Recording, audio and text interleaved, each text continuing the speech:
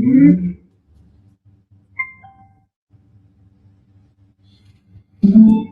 morning, good afternoon, good evening. Depends where you are domiciled in this world. I am one of your own, USB Research TV. I salute you, I greet you, and I sincerely welcome you to today's program. So please, as you join me, I want you to hit the like button that others can come to join us to send this message together without wasting time. The message, the warning to the world, to the UN and EU and the US is very important at this stage. So, on that note, I will start by greeting my leaders.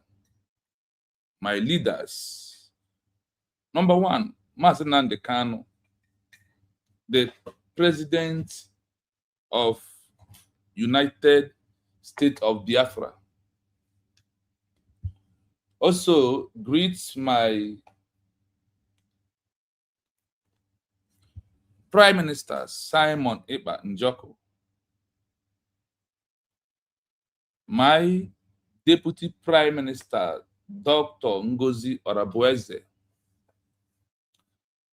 Good morning, good afternoon, and good evening to these two leaders who are fighting to give us hope, who are fighting to remove us from the Islam state called One Nigeria, who are doing everything to make sure that nobody by force us into a country that we never want. And they have swear that they will never allow us to use Islam to by force us to stay together. They want us to have a free nation,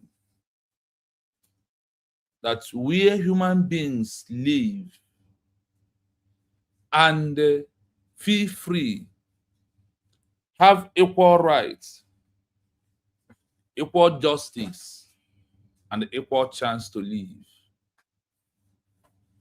That is why I welcome them and I thank all of them so much, and also say, may Elohim Chukwu Okike Abiyama continue to bless them, continue to protect them, continue to guide them, continue to make them to stay the course of giving us Biafra as our own nation. It is very important that we also always put them in our prayers at all time. I greet all of you and I welcome everybody in the comment section, starting from number one, Ahmad Shigozie and the Udo Shuku. I greet you, I welcome you all. Please, as you join, this is USB Research TV. Please, as you join me, hit your like button, subscribe, and share the program to everyone that you can, or to any platform that you can, so they can be able to join us in this wonderful program. Please, it is very, very important if you do so. So, as I welcome you, the only task you have to do is to welcome another person to join us at this hour. It's very, very important. If you can do so, please do that. I want this special announcement to my fellow Biafrans that lives in Germany. There is authentic opportunity. Whether you have paper or you don't have paper in Germany. If you are looking for 8 hours job every day up to 1 year, whether you have paper or you don't have paper, and you are looking for a job in Germany, please DM me on this number plus 9733605137. DM me on this number, then we will discuss, and you can also discuss to the company that's giving the job.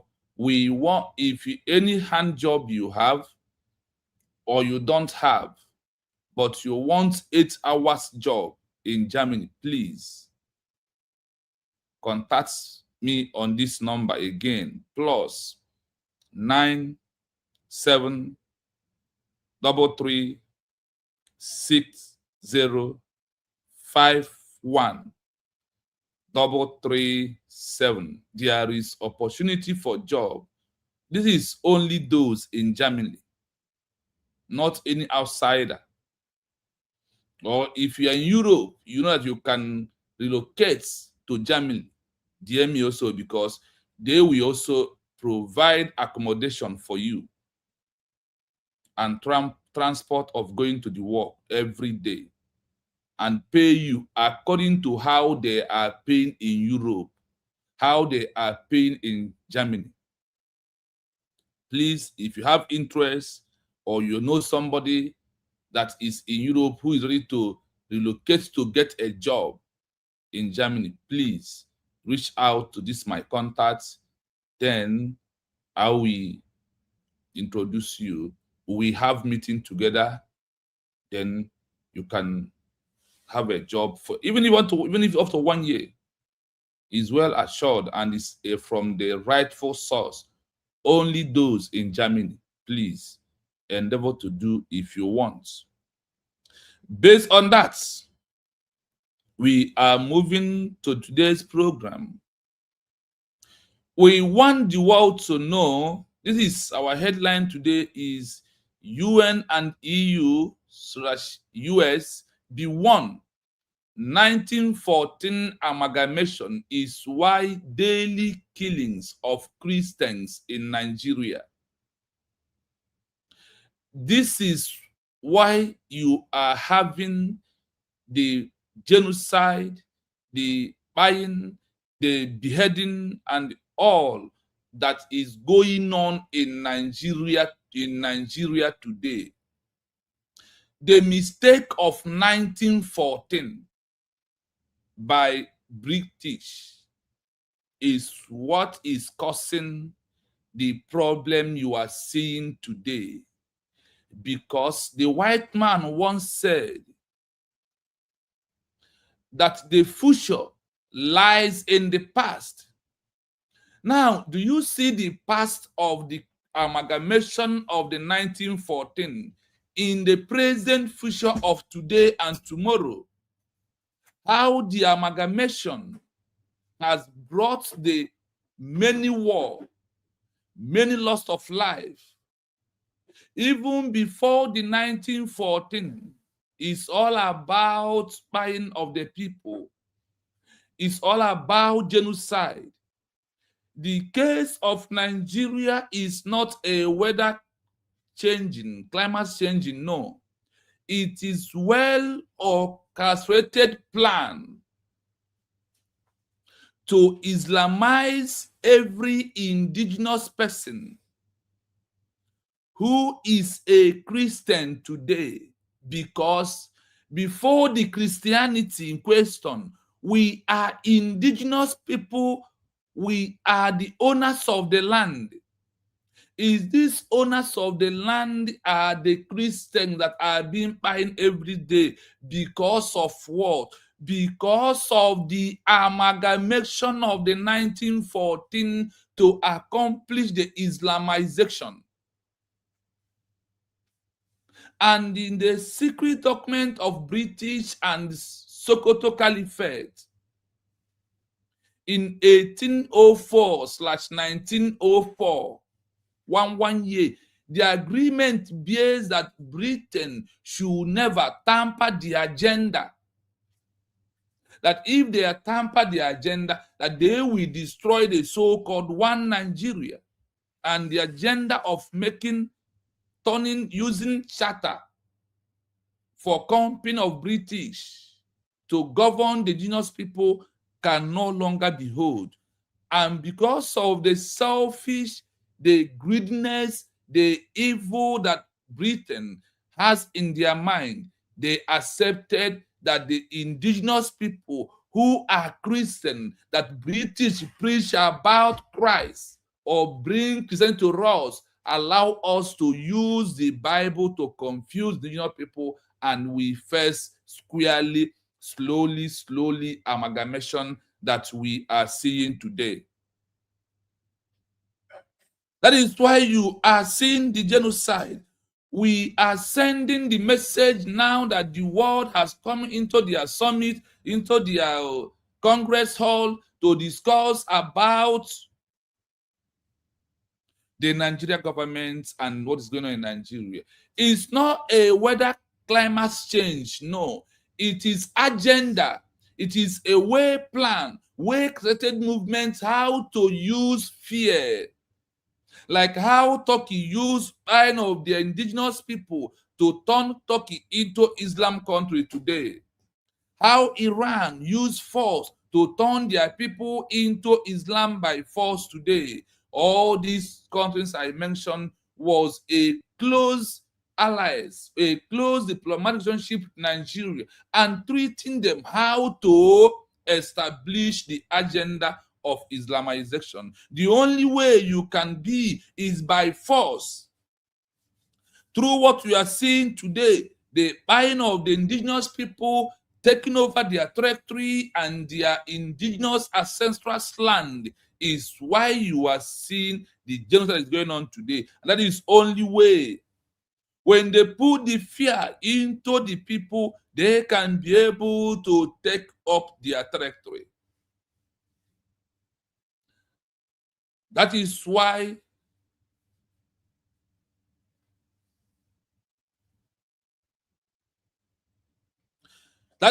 you are seeing the mass burial.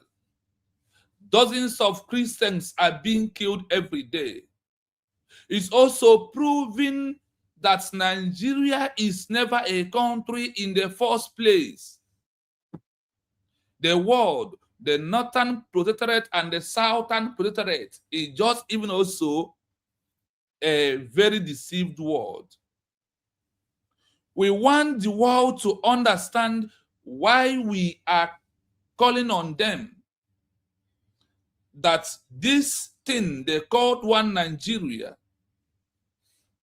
is just a death sentence to Islamization agenda. Islamophobia is what is going on. And the only way to stop this Islamophobia or Islamization phobia is we go back to the way we are before the 1914 amalgamation. That is the only solution. How to stop this ongoing genocide, this ongoing beheading, this ongoing massacre of every indigenous person that are the Christians that has been pied. There is no other way. We are calling on the UN, EU, and the US to understand that by force cannot hold. And if you people are doubt it, that is why you are seeing the ongoing genocide.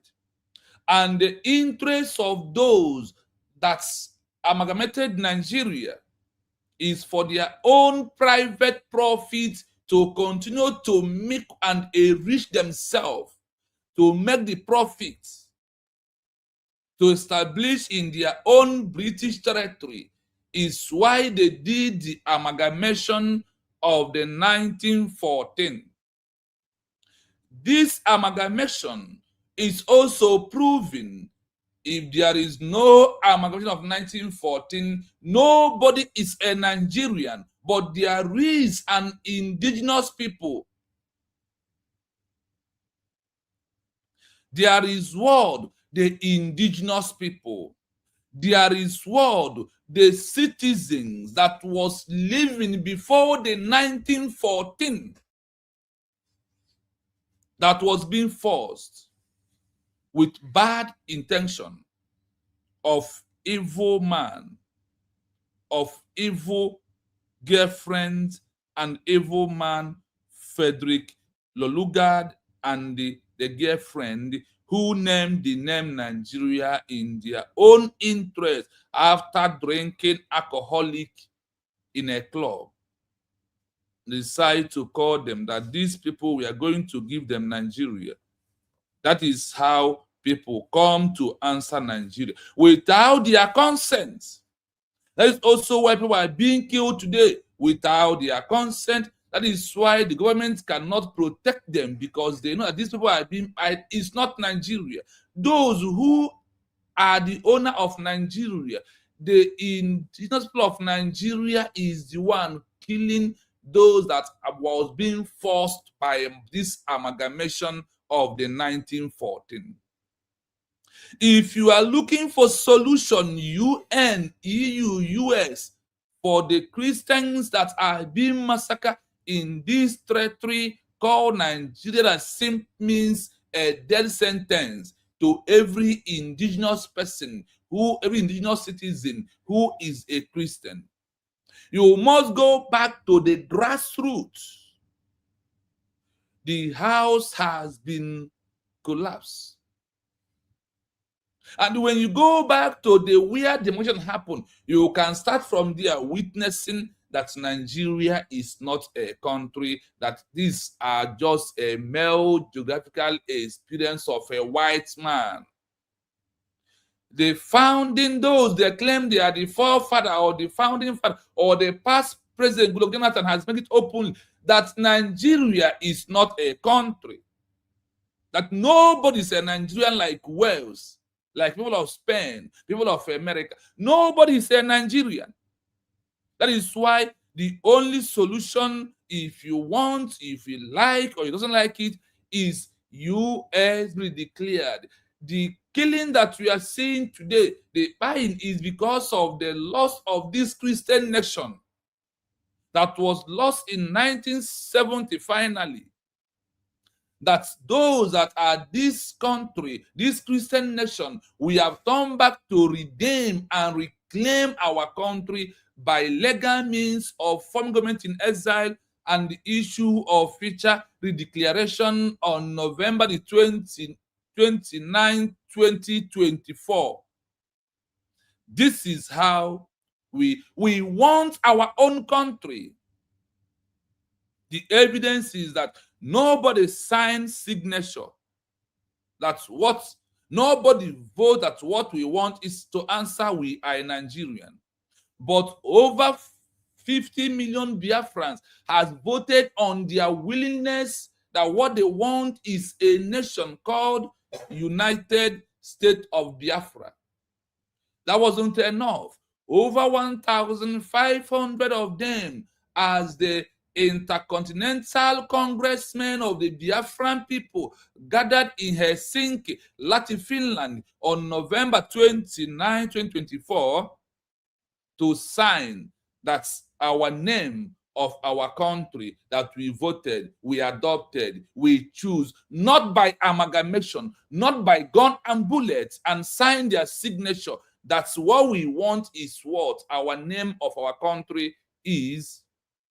In the continuity of the Republic of Biafra into a modern day world, United States of Biafra. United States of Biafra. The United States of Biafra is the Christian nation that we join hands with America, with all the Christian countries in the world, to protect the citizens that are Christians in this death sentence called one Nigeria. Once you accepted you were one Nigeria, it simply means they have passed a death. You are accepting a death sentence in your life. That is why children are being kidnapped. That is why people are being massacred. That is why there is mass burial every week, day in, day out. We want the world to know that solution will start from the past to the present. So the UN and all of you that is investigating what is happening should look beyond 1914 first, because it is the past brought to 1914. The 1914 past now brought to 2026, where people are being massacred every day. If there is no past, there is no future, because the future lies in the past. So for us to go back to the past, where we are before the 1914, is how to solve the solution.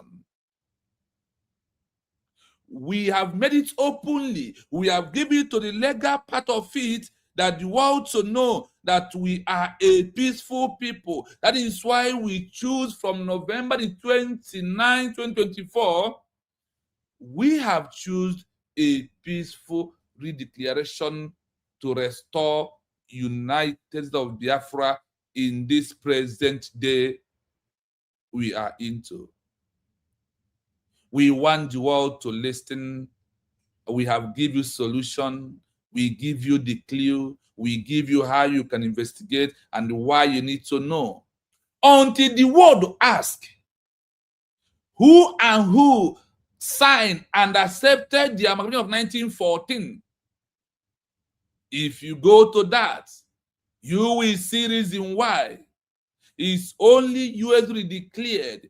That is who we are, the Biafran people, the old eastern region, the southern protectorate that was living before the 1914 amalgamation. If there is no 1914 amalgamation, there are nothing like mass burial. There's nothing like the genocide that people are facing through today. The mistake of the 1914 is why daily killings of the Christians in Nigeria simply means a death sentence, passing to anyone who accepts that he or she is a Nigerian. That is why we are calling to the entire world to listen to us, to know that the solution to everything that is going on today is what we have given to you peacefully, legal part, fulfilling the criteria of the Montevideo Convention of the 1933, fulfilling all the UN Charter, fulfilling all the articles of Geneva Convention and Vienna Convention. That is why we stand on the protocol of the template of international community to prove that how we are prepared to be an international countries in the world, to act like any of you. We are calling the world UN on your investigation is not enough. You must go down to the past before you get to the present future. So, my fellow Biafrans, as we are moving into the program quickly, today I urge you to like and share the program so others can come and join us. It is very, very imperative if you do so by like and share and comment more so YouTube can uplift up the message so everyone can see it. I urge you to do so, please. I urge you to do what? To do so. And based on that, let's start from the creation of the so-called Nigeria. Again, and we will start with those who has condemned that Nigeria is not a country. Why you arrested Mazi Nnamdi Kanu is to fulfill the words from those you claim that they are your founding fathers. And what we are doing today is to make sure that what they said is going to fulfill, that Nigeria is not a country and it can never be. The amalgamation has expired 100 years ago, over 100 years ago, whether I like it or not. So quickly this morning, this afternoon, depending where you are, let us dive into the program and the interest of why British created this amalgamation called One Nigeria.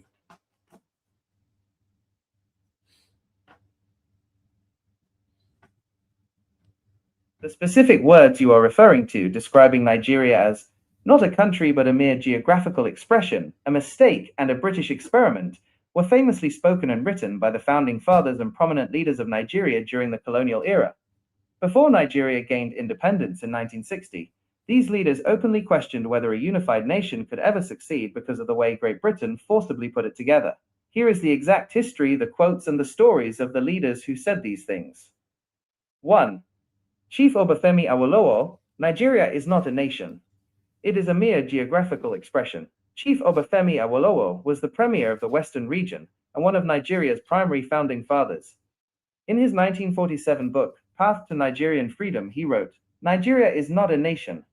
It is a mere geographical expression. There are no Nigerians in the same sense as there are English, Welsh, or French. The word Nigeria is merely a distinctive appellation to distinguish those who live within the boundaries of Nigeria from those who do not." Awolowo argued that the British had forced completely different ethnic groups, with different cultures, languages, and political systems, into one artificial border without asking them, making Nigeria just a line on a map rather than a real unified country. 2. Sir Ahmadu Bello, Sardauna of Sokoto. The mistake of 1914 has come to light. Sir Ahmadu Bello was the first premier of the northern region and one of the most powerful political figures in pre-independence Nigeria. In 1953, during a heated debate in the House of Representatives over a self-government motion, Bello declared, "The mistake of 1914 has come to light." He was directly referring to the amalgamation of 1914, when British Governor-General Lord Lugard joined the Northern and Southern Protectorates. In his autobiography, My Life, published in 1962, Bello wrote that calling the amalgamation a mistake was the most important political speech of his life, because he believed the North and South were too culturally and politically different to be ruled under one central government. 3.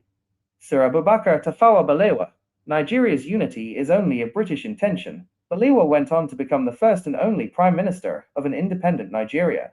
However, in 1947, as a Northern representative, he voiced deep skepticism about the country's forced unity. Since the amalgamation of southern and northern provinces in 1914, Nigeria has existed as one country only on paper. It is still far from being united. Nigeria's unity is only a British intention for the country. 4. General Yakubu Gowon.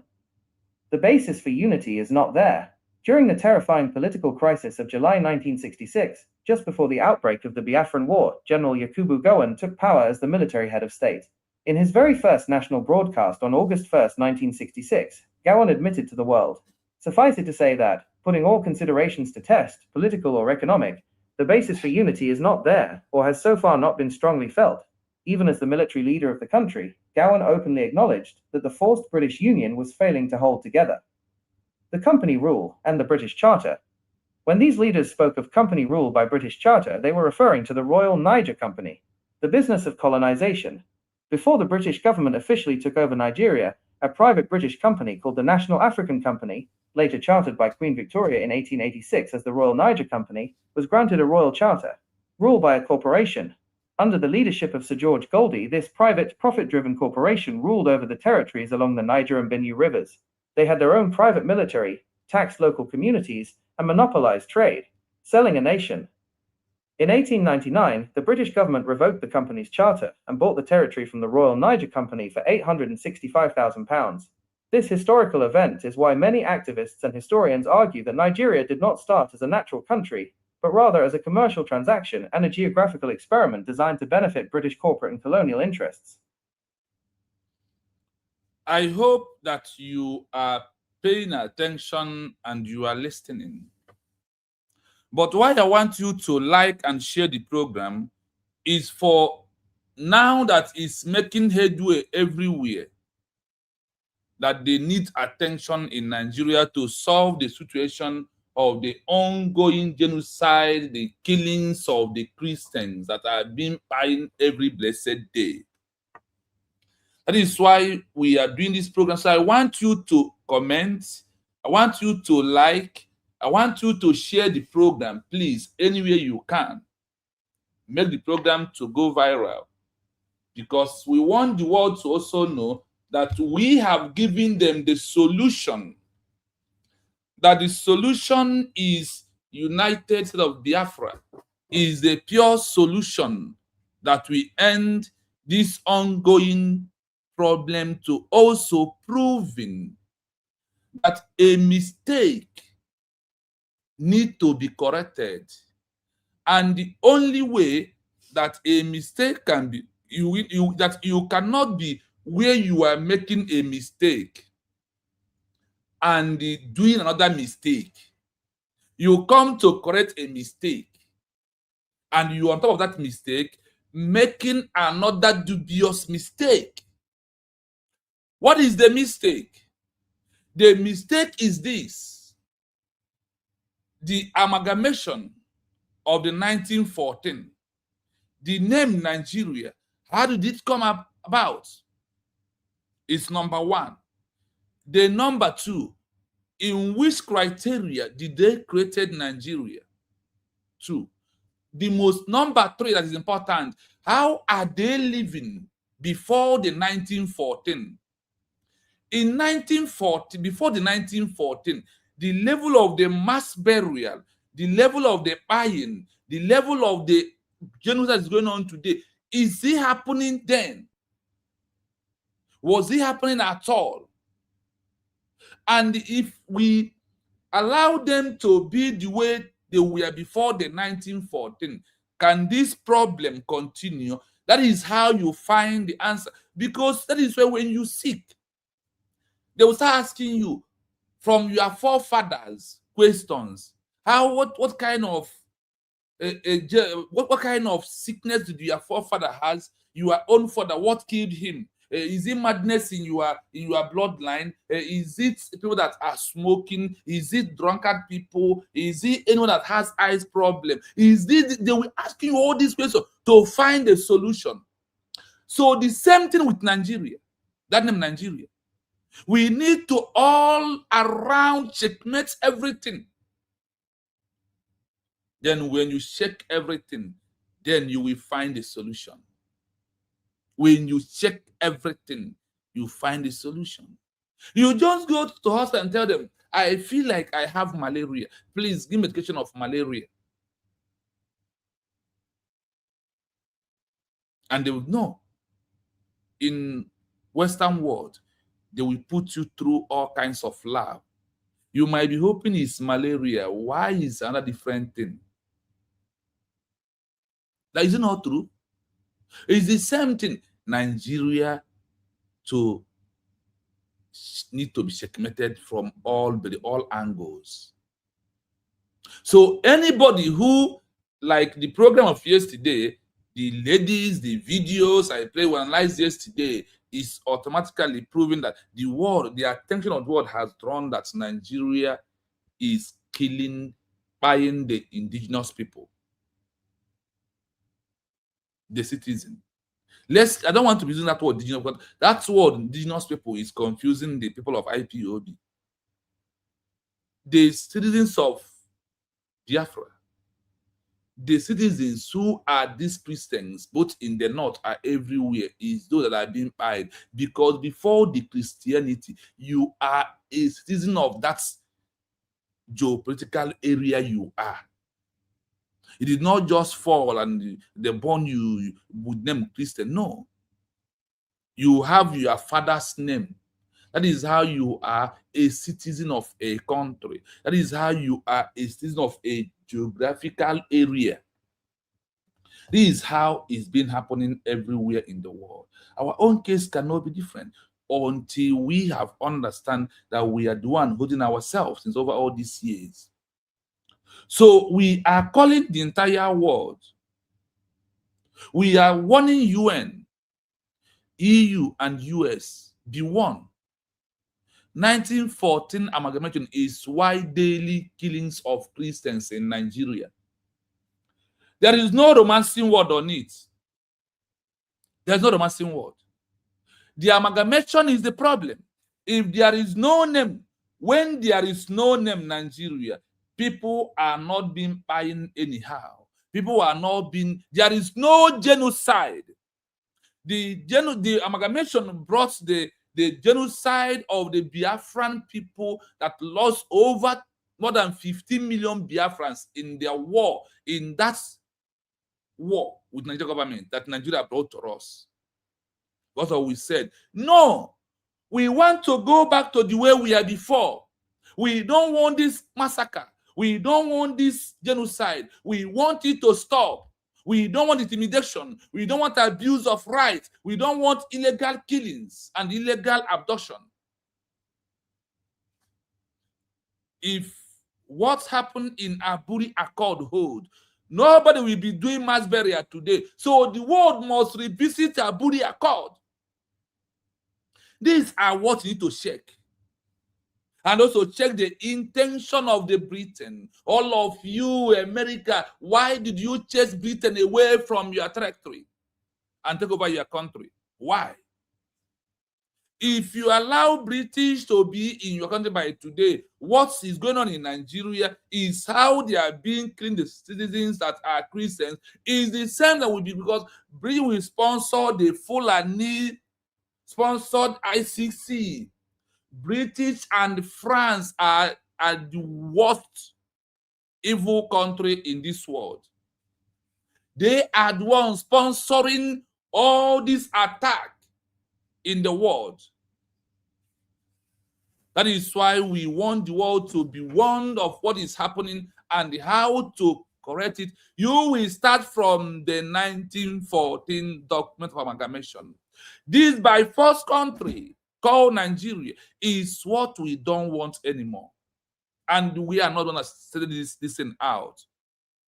You believe in history, you respect your forefathers that found your countries. Those that claim under paper that they are the founding or the forefathers, 5 of them that none of anyone from old Eastern region have ever said what they said in the past.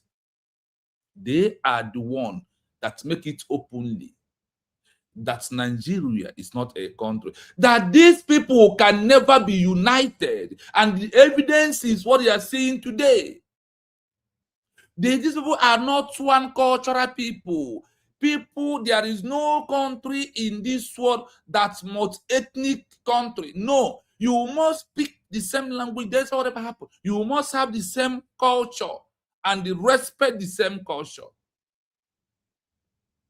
Then what makes every country multi-ethnic country today is people you agree to travel into your country with mixed up language of different people. Even today, Germany has tried to prove that those that will come into their country must speak their German language to prove what?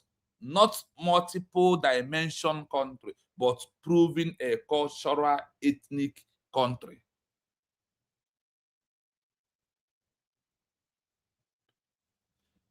So we want the world to know that we have given them solution. And the truth is that we are not one people.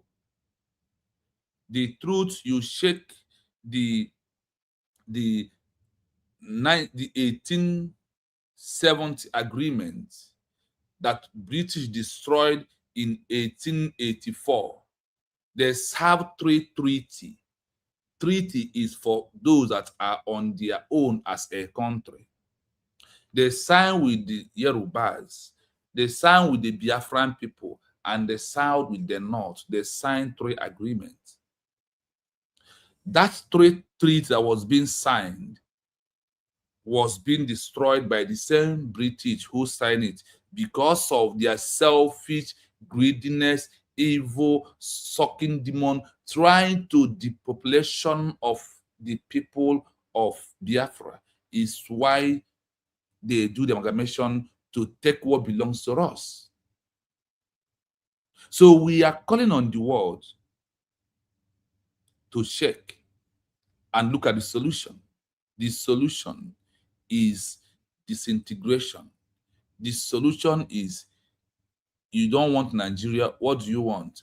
We have given you what we want is Biafra. Odudu One Nation is there. The other One Nation is there. Let everybody go into their ethnic cultural lineage. The problem will stop. How is going to stop? The indigenous, the citizens will protect their border.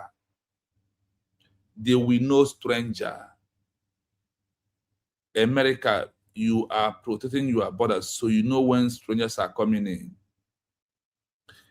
British, you protect your border, you know when enemies are coming in. France, you protect your border by yourself. It's when the indigenous people, when they call ethnic cultural people, citizens protect their territory, control their people, serve their people, is how nobody will come from nowhere and buy them anymore.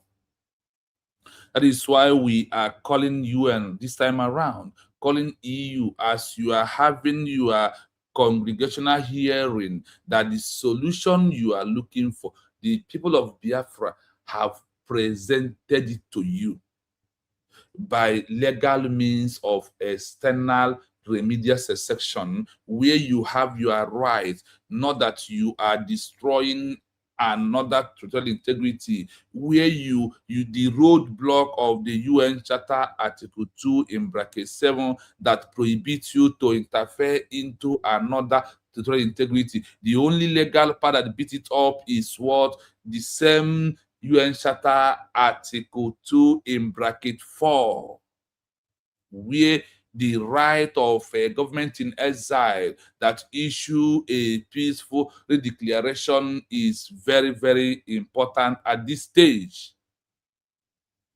So please, the word, the message is very simple. The mistake of amalgamation is why daily killings of the Christians in Nigeria. That is the answer. That is what you are looking for. We have it already. Let us go through our ethnic cultural lineage. The matter ends. That is the way we are before the 1914 amalgamation. Now, let us go to those. You can see that those that their people are claiming one Nigeria, their forefathers did not accept one Nigeria. The specific words you are referring to, describing Nigeria as not a country but a mere geographical expression, a mistake, and a British experiment, were famously spoken and written by the founding fathers and prominent leaders of Nigeria during the colonial era. Are you hearing this? By those they call the founding fathers. They are those that spoke and wrote by the founding fathers and the prominent leaders of the Nigeria during the colonial era. What they said. Listen to what they said. Before Nigeria gained independence in 1960, these leaders openly questioned whether a unified nation could ever succeed because of the way Great Britain forcibly put it together. Are you Here's hearing the exact history that the word is not us that started it. Is we are not the one that started this.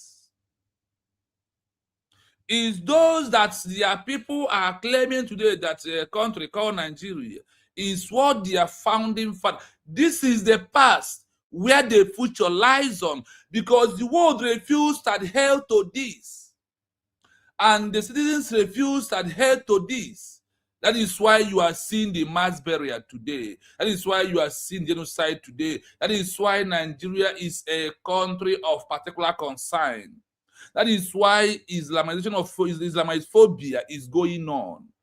The forefathers have saw it already. And what did they say? Before Nigeria gained independence in 1960, these leaders openly questioned whether a unified nation could ever be succeed because of the way great evil British forcefully put it together, forced the world forcefully, under duress.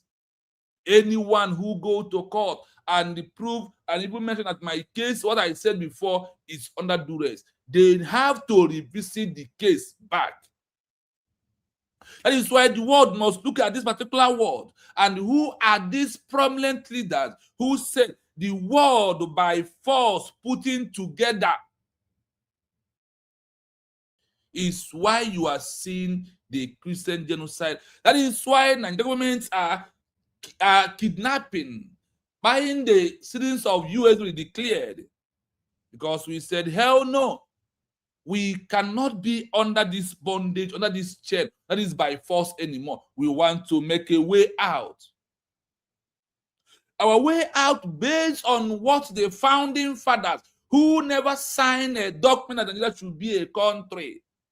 Non-indigenous people, no citizens signed that what we want is a country called Nigeria.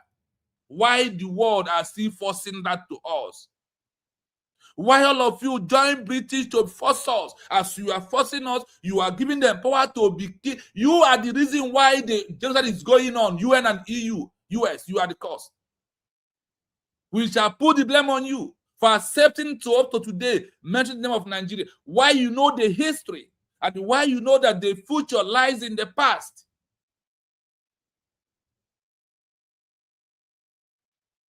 Because it's enough to stand up tomorrow and said, no, we want people to go back to the way they are before.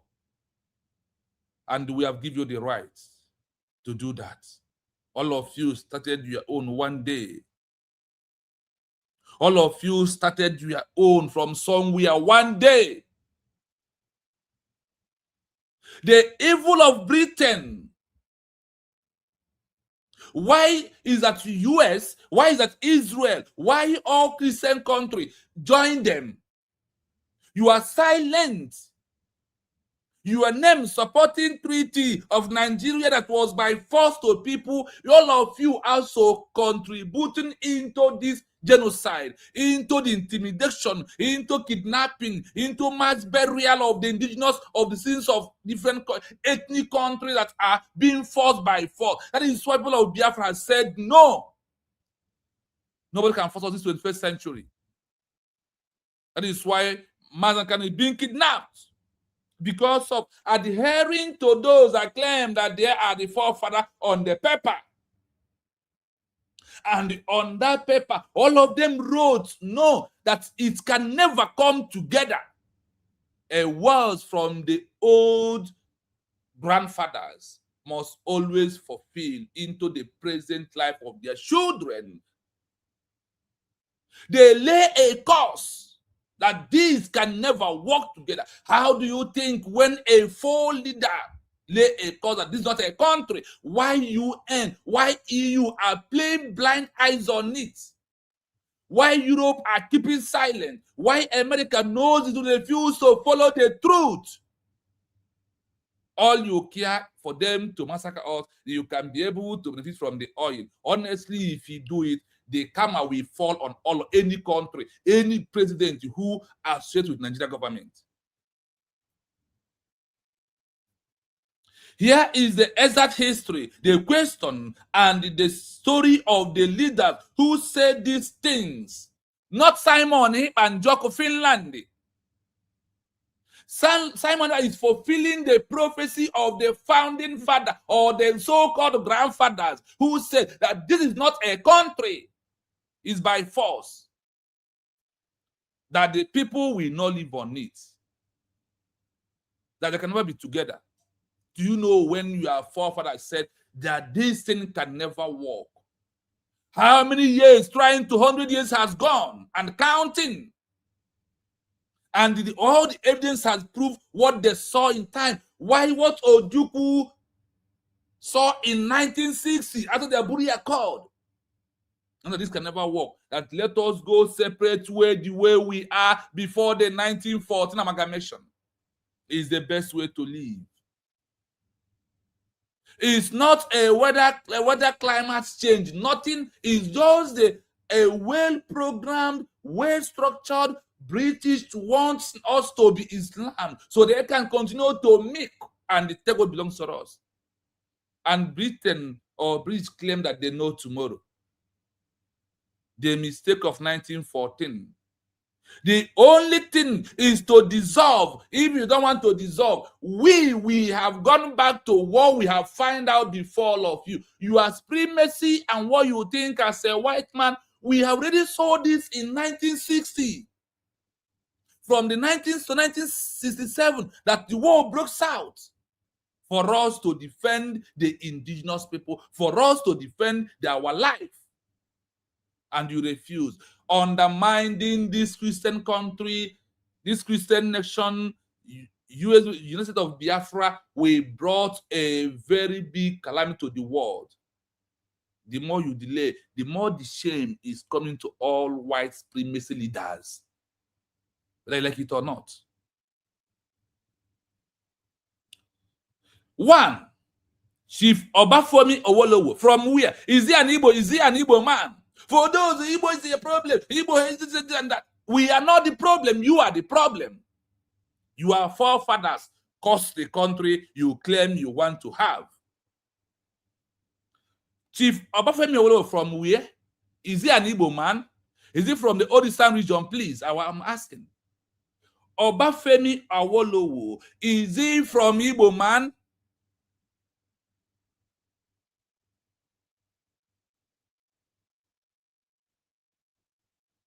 I'm waiting for, I want someone to help me, please.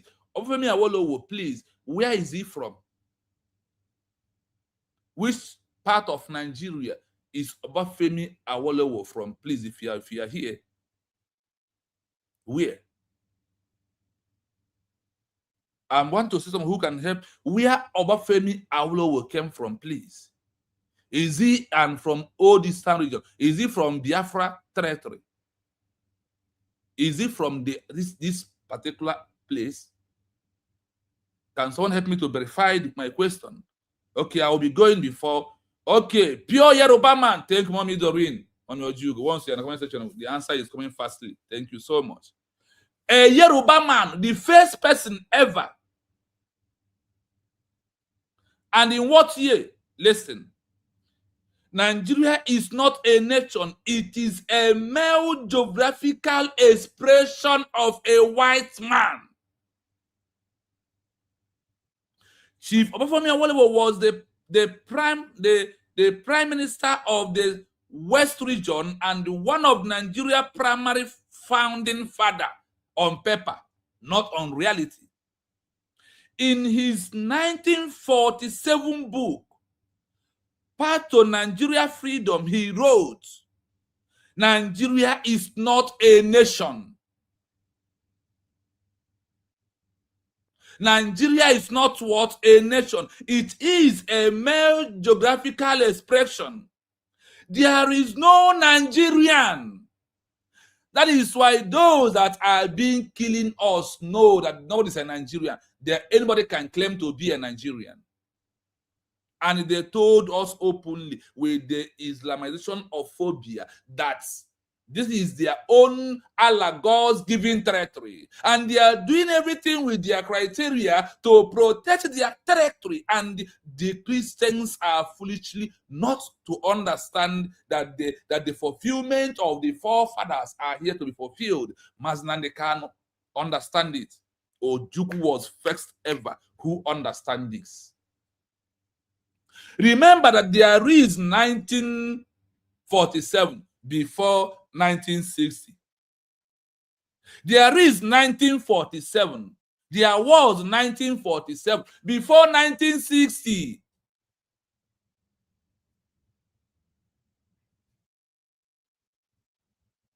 I'll read it again. Nigeria is not a nation. It is a mere geographical expression. There is no Nigerian in the same sense as there was English, Wales, or France. The word Nigeria is a mere distinctive application of a distinguish to those who live within the border of Nigeria for those who do not. Nobody is a Nigerian. Those who understand this word are those that find the citizens who are the Christians of their own territory. Because of that name, Nigeria in general, they are taking that to be buying. That is why you are seeing the killings today. They want to prove that we are the owner, and nobody will stop them. Yes, good Jonathan of yesterday. I'm not talking about because Jonathan is after election now, after he left the office. That is when I know I have that one separate on another day. When we talk about the modern leaders who said that Nigeria is not a country. Yes, look, Jonathan, I have the video here, but I'm not playing the video today. That one's another different program. In the modern day, we are in the old time.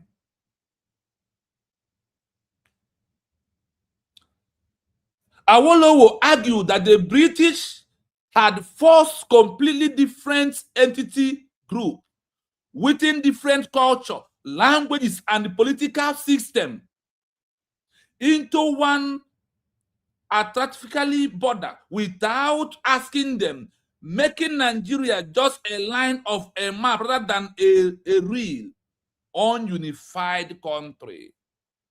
What? Ununified country. They do not ask them, what do you want?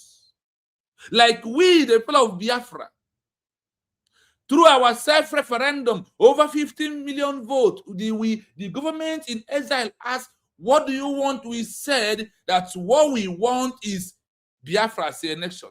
As we said Biafra as a nation, to prove that we understand it clearly. People voted in a different day that the name we want is what? United States of Biafra, which nobody voted that the name we want is a Nigeria. Nobody voted, nothing. But this name, you see, United States of Biafra, is being voted before the redeclaration. People of the citizens has already adopted the name they want to answer as the name of their country, choose by them, not by any person. That is why today, some of us, our parents will give us a name. When we grow up, we decide to punish the name and choose another different name. And it's your right to do that. After once you talk 18 years, it's your right to do it.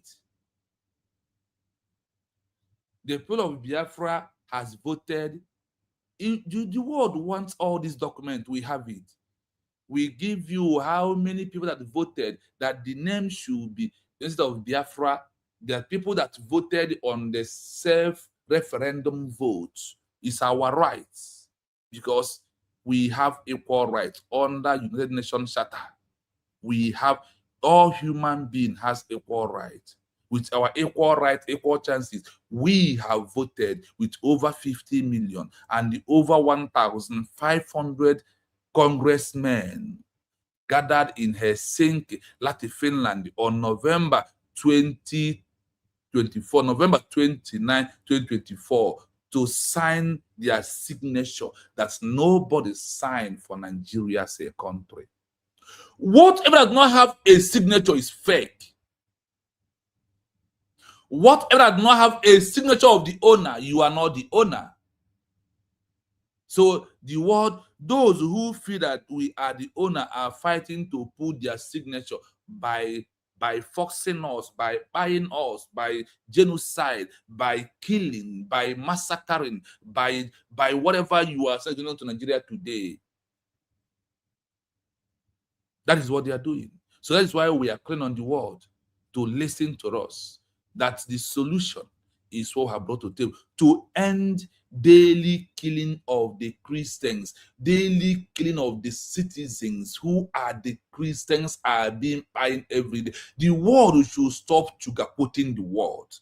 They should stop romancing the world. They should go to the right sense of how people will understand this, how it is.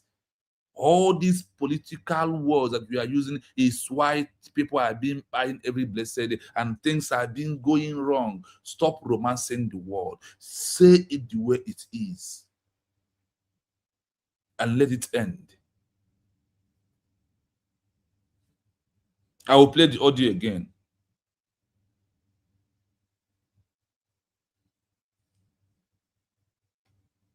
The specific words you are referring to describing Nigeria as not a country but a mere geographical expression, a mistake, and a British experiment were famously spoken and written by the founding fathers and prominent leaders of Nigeria during the colonial era. Before Nigeria gained independence in 1960, these leaders openly questioned whether a unified nation could ever succeed because of the way Great Britain forcibly put it together. Here is the exact history, the quotes, and the stories of the leaders who said these things. 1. Chief Obafemi Awolowo, Nigeria is not a nation. It is a mere geographical expression. Chief Obafemi Awolowo was the premier of the Western region and one of Nigeria's primary founding fathers. In his 1947 book, Path to Nigerian Freedom, he wrote, "Nigeria is not a nation. It is a mere geographical expression. There are no Nigerians in the same sense as there are English, Welsh, or French. The word Nigeria is merely a distinctive appellation to distinguish those who live within the boundaries of Nigeria from those who do not." Awolowo argued that the British had forced completely different ethnic groups with different cultures, languages, and political systems. Those who call you one Nigeria have different culture, different ethnic group. We are not the same people with British who all the way from there to come and put us together. And we have separate ourselves the same way America separate themselves 1776. In the same way we have come back again to separate ourselves and denounce this by force amalgamation of the 1914 into one artificial border without asking them, making Nigeria just a line on a map rather than a real unified country. 2. Sir Ahmadu Bello, Sardauna of Sokoto. Remember that the first person, the first person that's opened his mouth and said that Nigeria is the country is from where? Yoruba. Sultan of Sokoto, Sir Ahmed Bello. Where is he from? Is it an Igbo man? Is he from entire old Eastern region? Please, where is Sultan of Sokoto? Those who claim that they are founding father on the paper, that nobody signs signature, founding father on the mouth, not even on the paper. Because if you sign document, that means it's on paper. When there's no document to be signed, it's on the mouth. So I am asking this question. Sultan Sir Ahmed Bello of Sokoto, where is he from? Because the problem they are putting on us is a time to be putting it back to. That is why when I got any of them, I asked them, you are a big evil. You have evil mind in your heart. That is why you can't say the truth. That you are the problem, not us. We are the solution. Light. Sir Ahmadu Bello was the first premier of the northern region and one of the most powerful political figures in pre-independence Nigeria. In 1953, during a heated debate in the House of Representatives over a self-government motion, Bello declared, "The mistake of 1914 has come to light." If this question or this answer today, really, the mistake of the 1914, has it come to the light line? Are we seeing the mistake of the 1914? Is it happening really? The prophecy of this man, has it been fulfilled today? I'm asking. Because I want this program to maximum 2 hours with those when I will put the link. So I am asking, Please tell me, the truth, is it what Sir Ahmed Bello, Sultan of Sokoto, where has it fulfilled today? Is it true? Why the word, Mommy Doreen? Let me tell you, all these educated morons in Nigeria with their stupidity, is all of them are fools. They know the truth, but the truth, it will make them to lose some of their wealth. They think that with they accepted is that they have all lose their wealth. That is the truth. They want to remain the most richest people in Nigeria. Or anybody who is educated moron who is championing one Nigeria is because of what? He wants to remain as a big man in the house. That is ignorance of truth, is what is hurting all of them down. And they will pay the price in due time. Sir Ahmed Bello was the first premier of the northern region. Of what? Of the northern region. And one of the most powerful political figures in pre-independence of Nigeria. In 1953, look at when this thing started before the 1960 to 1967 to where we are today. Imagine when this movement started. And what he said? He said, the mistake, look at it, he said, the representative, in 1953, during the heated debate in the House of Representatives over a self-motion, Bello declared, the mistake of 1914 has come to the light, when the light has not even come then, no. When people are not being paid, when there's no much genocide, because the genocide of the buying of the Igbo people did not start today. Said what? Did not start today. Now what happened? Let's continue. He was directly referring to the amalgamation of 1914, when British governor General Lord Lelugard, the Satan Lelugard, joined the northern and the south and the southern protectorate, joined them together. In his autobiography, My Life, published in 1960, Bello wrote that calling the amalgamation a mistake was the most important political speech of his life, because he believed the North and South were too culturally and politically different to be ruled under one central government. What is happening today? The past, where the future lies, is hurting all of them. And those who refuse to adhere to this are being paid every blessed day. And those who join them to keep one Nigeria are facing the music of the shame. They are dancing the music, the dance of the shame. It's very imperative the world to listen to the reality and stop the genocide by disintegration of this sucking blood country called Nigeria. Simply means a death sentence to the citizens who accepted it. When we accepted it, they want to wipe us away. Now that we don't accepted it, nobody wipe us away again. We can never accept this at all. And look at those that are the founding fathers. The separation of Nigeria, did this start from us? Did this start from the Biafran people? No. Did this start from Dojuku? No. It started from Yoruba man, second by the northern man. Let us find out if there is any Igbo man, any Biafran, any Odisanijo man who in this time that mentioned that Nigeria is not a country. Let us find out. Let us see if the forename that wrote that Nigeria is not a country, it can never work, if any of them come from Old Eastern region. This is what they don't want you to know. And they will not tell us all this one. They will only tell you how the Nzogo plan Q, how Nzogo did this, Nzogo did the other one.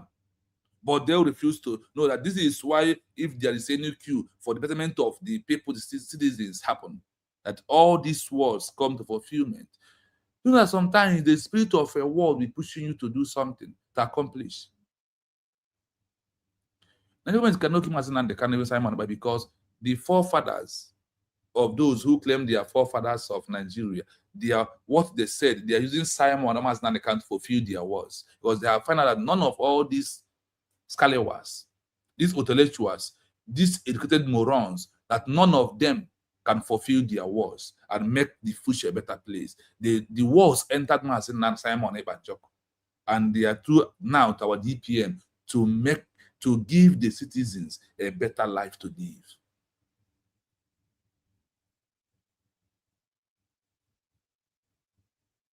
The founding fathers. Bello wrote that calling the amalgamation a mistake was the most important political speech of his life, because he believed the North and South were too cultural and the political different to be ruled under one central government. They condemned what British did in 1914. Just continue. Number 3 person, where? Let us know. He was directly referring to the amalgamation of 1914, when British Governor-General Lord Lugard joined the Northern and Southern Protectorates. In his autobiography, My Life, published in 1962, Bello wrote that calling the amalgamation a mistake was the most important political speech of his life, because he believed the North and South were too culturally and politically different to be ruled under one central government. 3. Sir Abubakar Tafawa Balewa. Nigeria's unity is only a British intention. Balewa went on to become the first and only Prime Minister of an independent Nigeria. However, in 1947, as a Northern representative, he voiced deep skepticism about the country's forced unity. Since the amalgamation of Southern and Northern provinces in 1914, Nigeria has existed as one country only on paper. It is still far from being united. Nigeria's unity is only a British intention for the country. 4. I hope you had number 3 person. Please, I urge you to do me one favor, please, as we are under attack. How you will know if you look at the viewers and the like, once it is being reducing down, that simply means you're under attack. So the only way to make them to increase the viewers and the like is whenever you are touching the emoji love and the 100%, all those things on that line, once you're touching any of them, the reaction is that it's a reaction that people are watching and they're listening. So please do not allow them to put the attack more. Now, number 3, Sir Abubakar Tafawa Balewa. Please, Sir Abubakar Tafawa Balewa, is he an Igbo man? Is he a Biafran? Is he a brother to Chukwemeka Odumegwu Ojukwu, please? Is he uncle to Mazi Nnamdi Kanu? Is he uncle to Simon Ebanjoko? Please, I am asking. This Tafawa Balewa, from where? Is this an Igbo man? Is he a Biafran at all, please? Where is this Tafawa Balewa? Number 1, not a Biafran. Number 2, not a Biafran. Number 3, not. Maybe this name, Sir Abubakar Tafawa Balewa. Where is he from?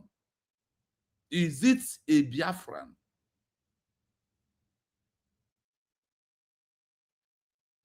Thank you, a Fulani man. These Fulanis, their sons and daughters understand that our fathers, this is not a country.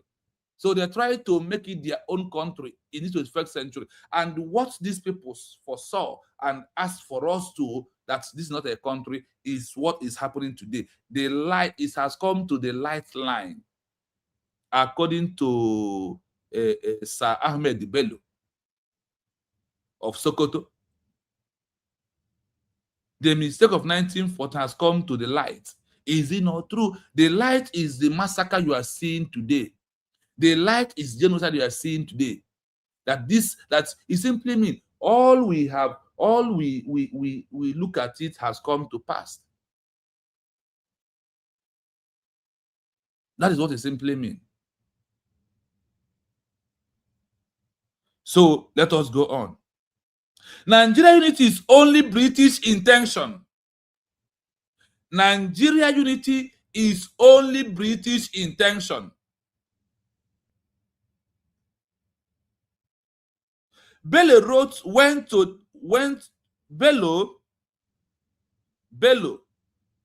on to become the first and only prime minister of independent Nigeria. However, in 1947, as a northern representative, he voiced deep sparkling about the country forceful unity. Now, this is a forceful unity. He went on to say he's won in 1947. After the amalgamation, they are the one fighting, advocating that this death sentence called one Nigeria is not a country for people to live. That is only intention of British. The only what? The only intention of British. The only intention of what? British. That is why you have a name called One Nigeria. For all those ones that when you see them on Dr. Damage program, I see these people are big moron, fools. When they are talking, they will see them speaking a big bogus English. Have you seen that child that his father lay curse on that proceed without going back to kneel down and see go back and do that thing that makes the father lay a curse on him? That is why they cannot keep him as an Kanu, because he's fulfilling the words of this old man and Simon Epanjok when goes to Arabese. Try to end this by forced union, by forced marriage. Try to end interest of a white man that they must leave Africa. The same way British must leave, we have already exited from Nigeria, we have left British. Since the amalgamation of the southern and the northern province in 1914, Nigeria has never existed as one country. Nigeria has existed as one country only on paper and the mouth. It is still far from being united, and it can never be united. It's only usually declared is a united that must stand. Divided, which is Nigeria, must destroy and divide it to the core, like it or not. Our message is going to UN and EU as they are making plans to not keeping silent again. The silence is what we give you power to not to keep again by only officially, not that one on environmental that you recognize. No, officially organizing United of Biafra, but it's one step at a time. Thank you for that, but make it officially. We proceed.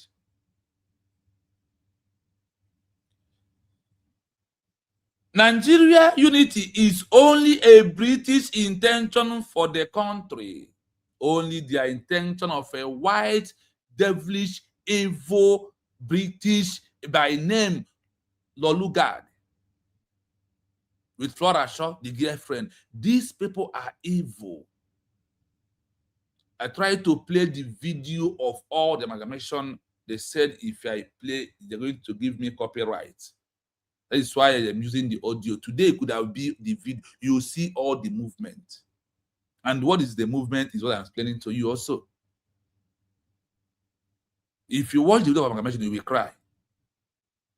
If it's how they started, by destroying the indigenous people first, by destroying those that are the real owners of their land by force.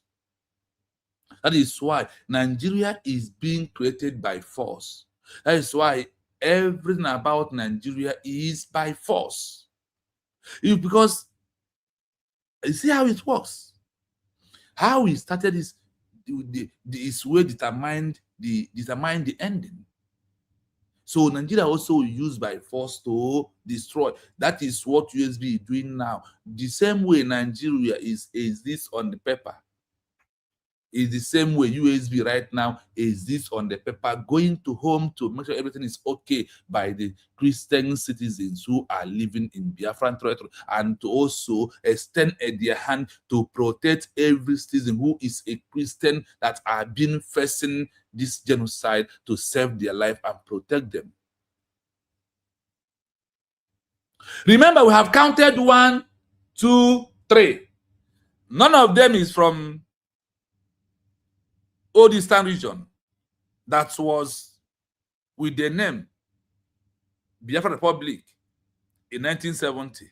Continuity prove that we still continue on the line of our forefathers, what they left for us. They asked us to fight for our own country. Why the forefathers of Nigeria said this is not a country? That is what? Not a country. Yes, Mami Doreen, Britain, that's why I keep using that word. Britain is a blood-sucking country. And see, what is coming to British will surprise all of us. I still say this in from 2025. Where British is going very soon, this blood they have stocked in Biafra land, people will be in their territory, in their country, and suck their blood. There's nothing they can do about it because they're always afraid. People will be those that snake that they give food and they train the snake. Those snakes in their country will turn back to bite them to the core. It's coming because it's a karma. Blood, you can never spill blood and go free. That is why it's not the year it started. The time is coming, fast approaching. The time is what? Fast approaching.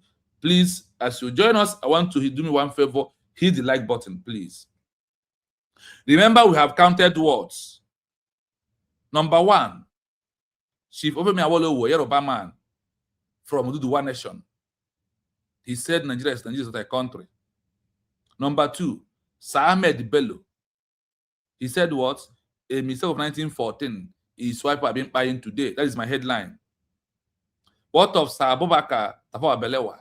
He said also what? Nigeria is not a country. Okay, let's go to number 4. Let's go to number 4 first.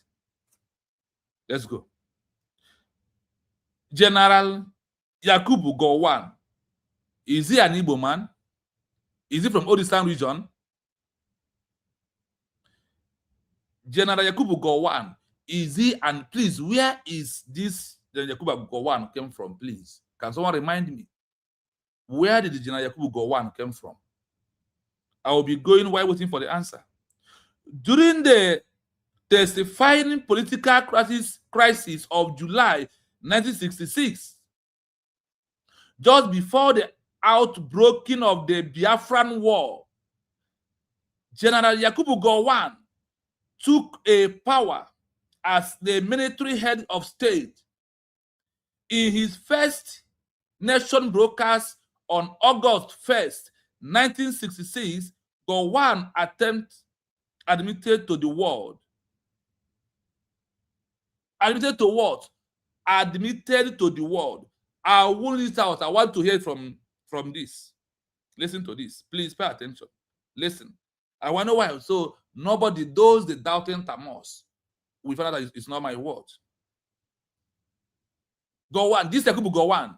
The specific From words the north, you are right? referring to describing Nigeria as not a country but a mere geographical expression, a mistake, and a British experiment were famously spoken and written by the founding fathers and prominent leaders of Nigeria during the colonial era. Before Nigeria gained independence in 1960, these leaders openly questioned whether a unified nation could ever succeed because of the way Great Britain forcibly put it together. Here is the exact history, the quotes, and the stories of the leaders. They are the one that started that this is by force. In this, all of 4 of them, there is no Igbo man was there. They are the ones stated that this is by force. The same way they are forcing us to stay. But we, understanding, we remove ourselves from being what? We remove ourselves from this. proving that we are the people of Biafra. We have redeclared it again. Now we are on the legal path, on a diplomatic path, on the paper and pen, how to achieve it as a country.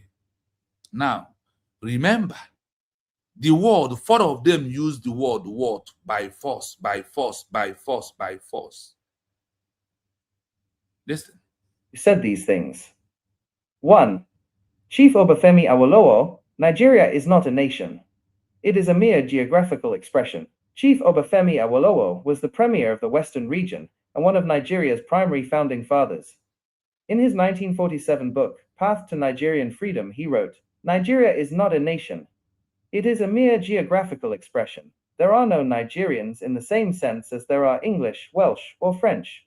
The word Nigeria is merely a distinct..." Who is saying this? Is Chief Obafemi Awolowo is saying that nobody's a Nigerian, like the way you have Spain, like the way you have the Wales, like the way you have you have France as people. Nobody is a Nigerian. Nobody.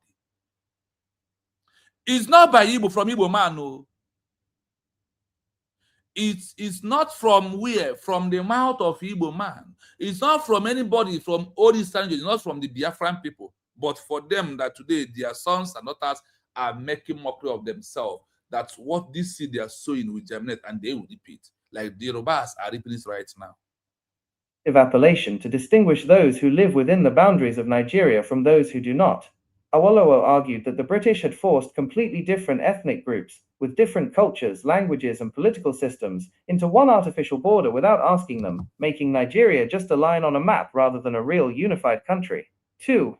Sir Ahmadu Bello, Sardauna of Sokoto. The mistake of 1914 has come to light. Sir Ahmadu Bello was the first premier of the northern region and one of the most powerful political figures in pre-independence Nigeria. In 1953, during a heated debate in the House of Representatives over a self-government motion, Bello declared, "The mistake of 1914 has come to light." He was directly referring to the amalgamation of 1914, when British Governor-General Lord Lugard joined the Northern and Southern Protectorates. In his autobiography, My Life, published in 1962, Bello wrote that calling the amalgamation a mistake was the most important political speech of his life, because he believed the North and South were too culturally and politically different to be ruled under one central government. 3. Sir Abubakar Tafawa Balewa. Nigeria's unity is only a British intention. Balewa went on to become the first and only Prime Minister of an independent Nigeria. However, in 1947, as a Northern representative, he voiced deep skepticism about the country's forced unity. Since the amalgamation of southern and northern provinces in 1914, Nigeria has existed as one country only on paper. It is still far from being united. Nigeria's unity is only a British intention for the country. 4. General Yakubu Gowon. The basis for unity is not there. During the terrifying political crisis of July 1966, just before the outbreak of the Biafran War, General Yakubu Gowon took power as the military head of state. In his very first national broadcast on August 1, 1966, Gowon admitted to the world, "Suffice it to say that, putting all considerations to test, political or economic, the basis for unity is not there, or has so far not been strongly felt." Even as the military leader of the country, Gowon openly acknowledged that the forced British Union was failing to hold together. The Company Rule and the British Charter. When these leaders spoke of company rule by British Charter, they were referring to the Royal Niger Company. Are you hearing it? That they use charter, a company rule, to govern, to use as law for the so-called one Nigeria. Now, can you let me take you out of this to Ogenkere and those who do charter for you. Now, do you really understand that charter is for company or organization? Do you now believe, if you are doubting, you already declared, there is no country in the world that was being governed by a charter. Charter was meant for, charter by law was meant for organization or what? Or company. Like IPOB can have charter, can have by law, because they are not a country. Country use constitution. That is why the US constitution is in Amazon, $100. Go and take your own and understand what Biafra stand for. I want to use this particular junction to clear your mind, or those gullibles that have flown again with the charter. Where is Restless Unite? Who did Shatter? He had run from Shatter now. The evildoers we pay in due time. No country in this world is used to govern themselves. No country in this world. This is what is the problem. So, it is said that putting all consideration to test, political or economy, the base for the unity is not there. Putting everything. He said what? Putting everything in God. Yakubu Gowon, the sucking demon, the lie Mohammed, said what? He said, he has refused these words. People need to tag this man and send him, ask him, are you not the one who said this word? In 1966, before the Biafran War in 1967, no. He said this word, that putting everything together, that Nigeria cannot, that is not there. But he bent on to buy over 15 million Biafrans or more than that, committing this war crime. And British God protect him, put him in their place, because British was been meant to serve all evil people that are sucking blood like Britain. That is why after this, British is keeping them at his old age. His people at his age, he's supposed to be back in that country he fought for. He flew for his life because of those that they have grown within the small snake that they give food. This small snake that they feed has come back to do what? To hunt them. And at his old age, run away, he will die in another man's country. Why he claimed he fight for so-called one Nigerian government? One Nigeria he fought for. Why Yakubu Gowon, why are you running? Yakubu Gowon, why are you running to Britain? Why are you running? Why are you not standing to defend the country you fought and you destroyed the life of the indigenous people? Why are you running? Hashtag, Yakubu Gowon, why are you running? Hashtag, General Yakubu Gowon, why are you running? It should be our hashtag. Why are you running? We need to ask this man, why running away from the country you fought for? The country you caused genocide on is. The country you committed crime of war crime. Yakubu Gowon. Why are you running at old age? Instead of you to relax and enjoy the country you fought for like every other founding father. Yakubu Gowon, why are you running?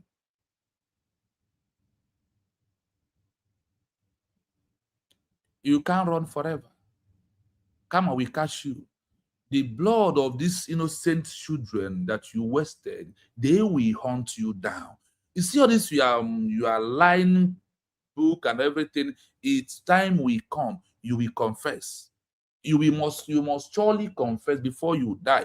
And we are praying to you to be alive, to see Biafra recognition as a sovereign nation. That is when you will die. That is when. Or he has so far not been strongly fit. Nigeria can never. Even as the military leader of the country, Gowon openly acknowledged that the first British Union was failing to hold together. That the British words, that the British Union is falling to hold together. There is nothing to hold it anymore. Yes, Bishop Onaga, thank you so much. Yakubu Gowon, why are you running? Hashtag Yakubu Gowon, why are you running? As the Spirit leads us, we say it that way. You know that this cannot happen. You know, this is you are the one who said it 19th August to 1st in 1966 that Nigeria cannot hold. That the British mission, that the British Union was failing. to hold together. It was failing. It was falling. It can never hold what together. What is that? The British Union, the British Amalgamation, the British that created the one, this what I call death sentence to every indigenous person. This is what I call death sentence to every indigenous person. I hope you are getting the information clearly. That is why US declared is the only option on what US declared is the only hope. Because we are on the legal path. We are on the right track. We are a nation waiting for recognition. A nation that can never fail. A nation that can never fail. Look at this Gowon today that is lying, forming lie to protect, to cover his crime. You can never, your word enough is enough to bring you down. You will not die until you see Biafra recognition, until you see that Biafra that you fought against has become a full nation. That is when you will confess and die. The company rule and the British Charter. When this leader spoke on a company rule by British Charter, they were referring to the Royal Niger Company. That is from where they give you name Nigeria. Now, please, the like is very poor. Even though that YouTube is we are seriously under attack. Please, I urge you to keep on hitting the emoji because they are reducing the viewers and the like. That is one thing about when you're sending this message out. Honestly, I wish there is a bigger platform where we can push this message. Honestly. Because we need to let the world understand all this.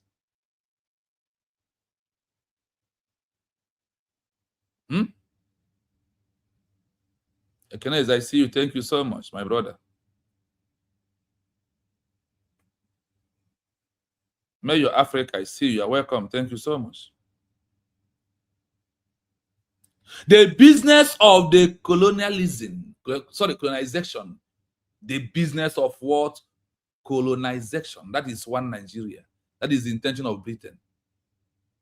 Before the British government officially took over Nigeria, a private British company called the National Africa Company, later by Queen Victory in 1886 as the Royal Niger Company. It was now being changed as what? The Royal Niger Company was granted a royal charter. Under this royal charter is what they used to govern the so-called Nigeria. Please, I urge you to hit the like button. Please, to hit the emoji love because the attack is small. They have reduced the viewers to 30, reduced the like to 38. That is when you know that we're under this attack. So please, if you also never like the program, please hit the like button, please. Please hit the like button. If you never do so, please. The rule by the corporation under the leadership of Sir George Gould, the private profile divine corporation ruling over the territory along the Niger and the Benue rivers. They had their own private military. They have what? Their own private military. This is a private military that British used to fight the warriors of Ekmeku warrior. After destroying the warriors of Ekmeku warrior, they do the amalgamation of Nigeria. They destroyed them December 1st, January 1914. The amalgamation now. Because of what? Those that was stopping them has been destroyed. The same way Martin Nnamdi Kanu, Simon Ekpa, who stopped the Islamization, was been arrested, put behind the bars. Use your brain. If you are attacking Mazi Nnamdi Kanu and Simon Ogunzorabeze, you are attacking your saviors, those that like the warriors of a Ekumeku warrior that refuse until British destroy them. If you are against usually declared today, they are using you the same way they use our people to destroy the warriors of a Ekumeku warrior. Things has happened, and the history is repeating. The history on your own side, which side is he repeating in your own case? This history that is repeating in your own side, which side is this history repeating on your own case? If I may ask you, what kind of history is repeating that you are repeating or you are representing? Now, let's proceed. Let's proceed. They had their own private military, tasked local communities, and the mobilization thread. Selling a nation. In 1999, the British government revoked the company charter and brought the treaty from the treaty from the Royal Niger Company for €865. The history, even why many activists are historical, argue that Nigeria does not start as a natural country, but rather as a child. As what? As transition and geopolitical experiments designed to benefit British corporates and the colonial interests. This is why they formed Nigeria as a country. That is the reason why. So listen again. I will play it again. Please, if you want to join the program, you are free to join us because of our time. The specific words you are referring to describing Nigeria as not a country but a mere geographical expression, a mistake, and a British experiment were famously spoken and written by the founding fathers and prominent leaders of Nigeria during the colonial era. When they say the founding fathers, let me give you an example. You see, Odogwonugu today is a founding father. He signed that what he wants is Biafra as a country. This is imagine Oju coming today to come and condemn that Biafra is no longer a country, that he never signed and denying it. This is those who are today championing one Nigeria, those that deny that that is not a country until British start giving them the money. Like the same way they are giving Bryce to Okoma, Shiomo Okoma, Ugo 247, Shiamaka Ajere, Adapole Pole, I don't know. As the same way that they are giving them money. They now decided to say, oh, it's not working. When there was not getting money, when there was not seeing the benefit of one Nigeria, they all agreed that it's not a country. It's the influence of a white man. Now they have made millions, billions, trillions. They are now championing a country. The case is the other way around. These gullibles, when they believe it's Biafra, they are not seeing millions in their account. Now they say it's not longer Biafra. The name is no longer USB declared. It's USB charger. It's USB Fulani. It's USB One Nigeria. Now they are making millions. That is why they are bent doing what they are doing. Them. That is why. Because denouncing that it's no longer USB right now is giving them money. Accept that it's USB, nobody will give them money. Before Nigeria gained independence in 1960, these leaders openly questioned whether a unified nation could ever succeed because of the way Great Britain forcibly put it together.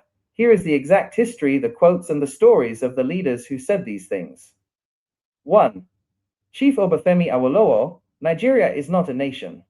It is a mere geographical expression. Chief Obafemi Awolowo was the premier of the Western region and one of Nigeria's primary founding fathers. Okay. In his 1947 book, Path to Nigerian Freedom, he wrote, Nigeria is not a nation. It is a mere geographical expression. There are no Nigerians in the same sense as there are English, Welsh, or French. The word Nigeria is merely a distinctive appellation to distinguish those who live within the boundaries of Nigeria from those who do not. Awolowo argued that the British had forced completely different ethnic groups, with different cultures, languages, and political systems, into one artificial border without asking them, making Nigeria just a line on a map rather than a real unified country. 2. Sir Ahmadu Bello, Sardauna of Sokoto. The mistake of 1914 has come to light. Sir Ahmadu Bello was the first premier of the northern region and one of the most powerful political figures in pre-independence Nigeria. In 1953, during a heated debate in the House of Representatives over a self-government motion, Bello declared, "The mistake of 1914 has come to light." He was directly referring to the amalgamation of 1914, when British Governor-General Lord Lugard joined the Northern and Southern Protectorates. In his autobiography, My Life, published in 1962, Bello wrote that calling the amalgamation a mistake was the most important political speech of his life, because he believed the North and South were too culturally and politically different to be ruled under one central government. 3. Sir Abubakar Tafawa Balewa. Nigeria's unity is only a British intention. Balewa went on to become the first and only Prime Minister of an independent Nigeria. However, in 1947, as a northern representative, So we can come he back. I voiced want deep to play if I skepticism give you the about the mic. country's forced unity. Since the amalgamation of southern and northern want to provinces join, in you are free to join 1914, the program. Nigeria has existed as one country only on paper. It is still far from being united. Nigeria's unity is only a British intention for the country. 4. General Yakubu Gowon. The basis for unity is not there. During the terrifying political crisis of July 1966, just before the outbreak of the Biafran War, General Yakubu Gowon took power as the military head of state. In his very first national broadcast on August 1, 1966, Gowon admitted to the world, "Suffice it to say that, putting all considerations to test, political or economic, the basis for unity is not there, or has so far not been strongly felt." Even as the military leader of the country, Gowon openly acknowledged that the forced British Union was failing to hold together. The Company Rule and the British Charter. When these leaders spoke of company rule by British Charter, they were referring to the Royal Niger Company, the business of colonization. Before the British government officially took over Nigeria, a private British company called the National African Company, later chartered by Queen Victoria in 1886 as the Royal Niger Company, was granted a royal charter, ruled by a corporation. Under the leadership of Sir George Goldie, this private, profit-driven corporation ruled over the territories along the Niger and Benue rivers.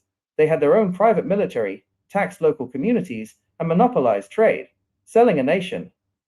In 1899, the British government revoked the company's charter and bought the territory from the Royal Niger Company for £865,000.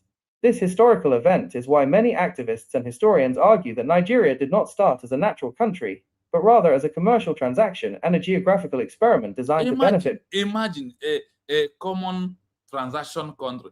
This is what those who you call a founding father call it. And because of the transaction has entered into the hands of these men, they all said no.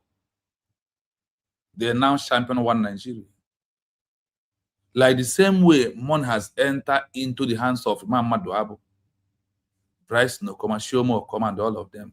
They now deny that you is no longer a country because there was not getting money before. Now they are getting millions dollars because of what? Trying to stop the new nation. But they never knew that what they do is bigger than them. Is bigger than what they don't know is bigger than them. And they never knew that this country, that our redeclaration on November 29 was ordained and masterminded by Chukwu Okabiam, who said that is the Biafra will be declared, that when man proposed, God disposed. British corporate and colonial interests. Please, if you want to join the program, you are free to join, but I ask you to please hit the like button, please. Like and share.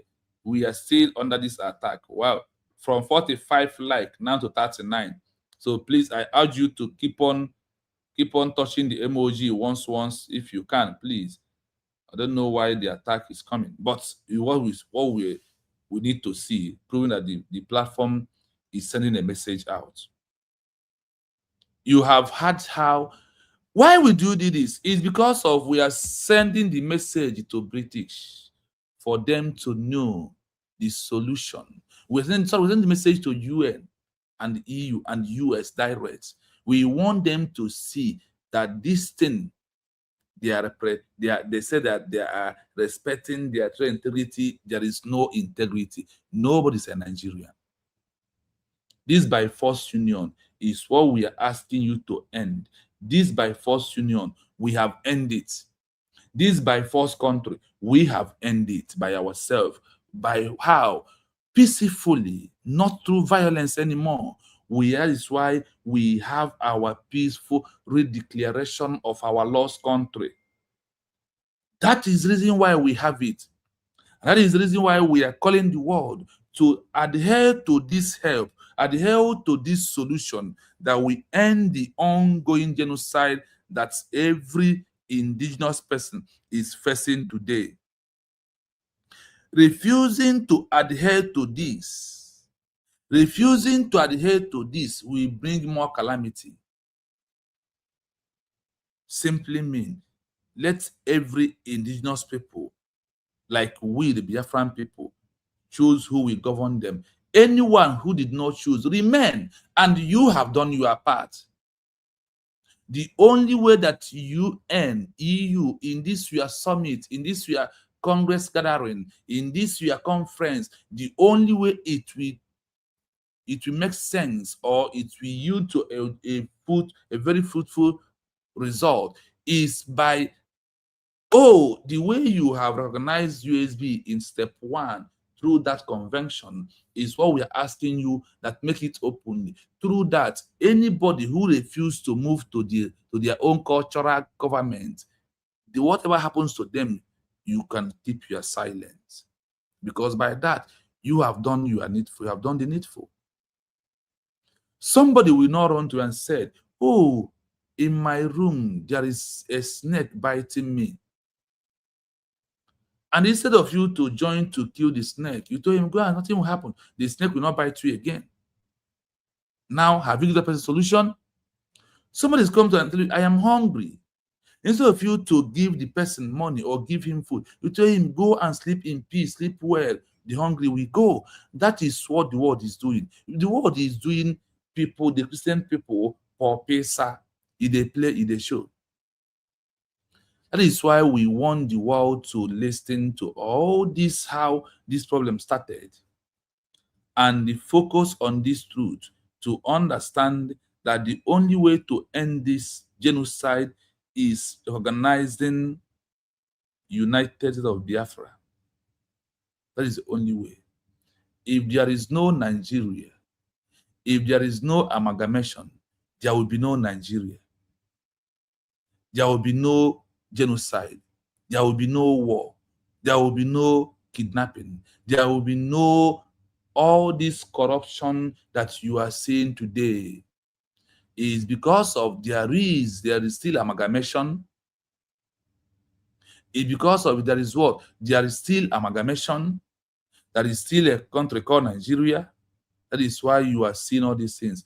No Nigeria, no amalgamation, no Nigeria, no genocide, no killing of the indigenous, no killing of the citizens that are Christians, that are facing mass burial every blessed day. On that, sending this message, why is happening and the solution, we are going to use some videos of yesterday to refresh the world.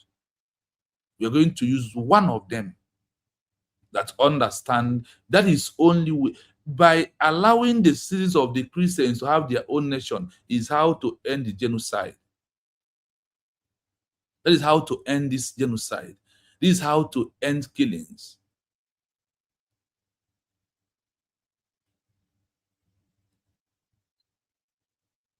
Yes, they are just talking with no action.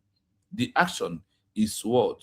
United States of Biafra. Before I go into the video, listen to this.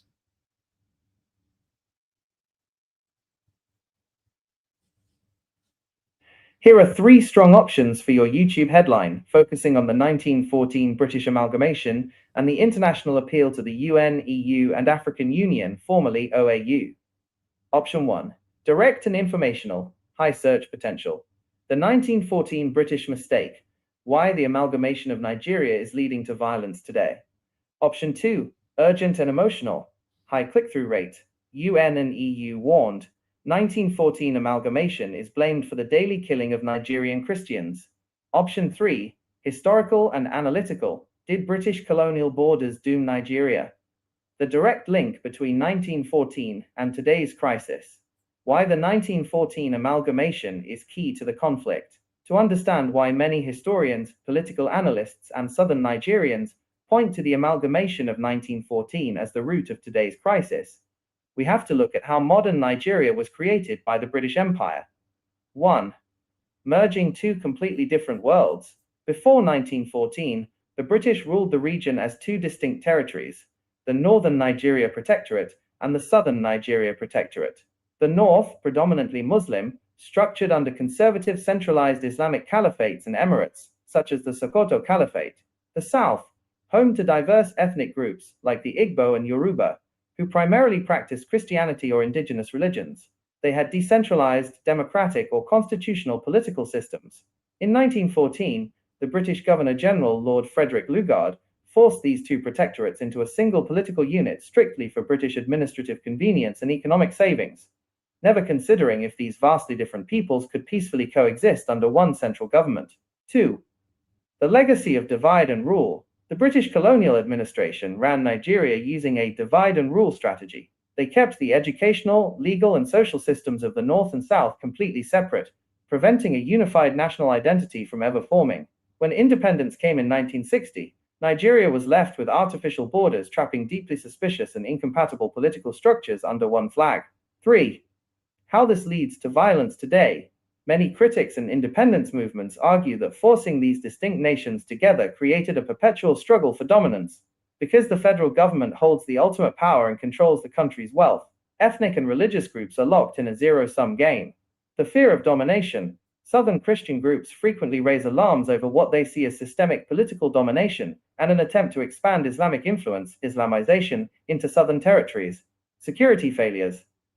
Because the security apparatus is controlled by a centralized federal government, local Christian communities in places like the Middle Belt and southern regions argue they are left defenseless against militant attacks, such as those by radicalized herders or terror cells, leading to the tragic daily loss of life. For many, the only permanent solution to this 100-year-old structural mistake is a peaceful separation or complete restructuring of the Nigerian state. I hope you listen to that. That is what our Momoju Goroti said. State of Biafra has made it easy for recognition so that the Christians can go to their Christian country and live. Exactly. That the indigenous people will go back to their own country to live. This is pure truth. That is why we are calling on the world. That's why we are calling UN in all your summit for you to adhere to this important information and serve every indigenous people. To serve what? To serve every indigenous people. The only time is now. The only time is what? Is when? Now and never. USB has made it very easy to the world to accept the truth for every country that are on this world, that the indigenous people that run away from their territory, for them to take over their country. Please, if you are hearing the video I want to play now, you know the video of yesterday. That is, we are sending to also that world. Now, what he said is what is happening. And that is the agenda, the Islamization, the by force country, because Islam is by force. Nigeria created by force. Nobody signed. There is no indigenous person. There is no any indigenous who signed that what we want is Nigeria as a country. Please, if you can hear, let me know, please. Silenzio. Silence. The world is silent. While in Nigeria, a massacre is taking place. Dozens of Christians massacred every week to general indifference. Only in 2025, there were over 3,000 Christians killed by Islamists. Are you hearing it? These are not numbers. Islamists These force. are entire families that have been exterminated. So Islam, villages razed to the ground. Want to churches take it by force. Burned with the worshippers inside. It's a strategy to terrorize, grab their lands, and uproot an entire community. Finland, I hope you are hearing those that are terrorizing the old Eastern region. That is not Simon Hip and Joko, Finland. we will use this video to do a very big program, tag Finland on it. This is no longer a humanitarian emergency. We're now looking at a genocide. Christians are today the religious group that is most persecuted around the world. We continue to look away or talk about a non-existent Islamophobia. Europe is not pursuing this, but we cannot wait any longer. They are not pursuing because of they want money, because of their benefit from it, because EU is making profits, US also making profits. We did not remove anybody on this. All of them are involved. That is why we said beyond of this little snake that you are giving food, that is also have come back to give you corrupt food that will later eat you up. That is why all Christians are being massacred every blessed day. Violence is complicit with those who are killing Christians. Thank you. Grazie. Yes, Odewenu, please have the mic. Have the mic, Odewenu. When they continue, I'm here, continue. Okay. So when Finland listen to this message need to send to Finland. Silenzio. To see all those who are inciting the people, those that are committing the crime. And this is those that Nigeria is harboring, because this is those who will maintain them of Nigeria, and the world will love it so much, respect it, because of they are gaining from it. They are making their profit from it. That is why they are keeping silent. That is why mechanism that's why the Nigerian government has mind to sentence to life imprisonment. That is why they give about Obie, since who is 3 years in Finland, because of they want to help the world, help all of you to end up this genocide, this massacre, this killing of the Christians that are being harbored by the Nigerian government to Islamize everybody, because Nigeria is in number 7 of one of the Islamic country in the world into the Islamic organization, registered, paying their dues, and their criteria is to that they must eliminate or the population of the Christians to prove that them as the Islam are the highest number. That is why they can control. That they said is the highest number controls the country. That is why you are seeing the genocide. That is why you are seeing this massacre is going on today. And the world are doing because of what you are gaining. The blood of this innocent. We hunt any country in this world that supported one Nigeria. Silence. The world is silent. While in Nigeria, a massacre is taking place. Dozens of Christians massacred every week to general indifference. Only in 2025, there were over 3,000 Christians killed by Islamists. These are not numbers. These are entire families that have been exterminated, villages razed to the ground, churches burned with the worshippers inside. It's a strategy to terrorize, grab their lands, and uproot an entire community. That is why they are killing the This is no people. longer a humanitarian emergency. If it is because of money, no. The killing is to grab their land. When you wipe entire family away, you have wiped the generation away so you can take over their territory. That is why we want UN and EU on this year summit to see the really on what he's saying. She understand the game, and the Spirit of God is with her. That is why she can speak boldly and say the truth. That is the reason why she can come up and speak boldly.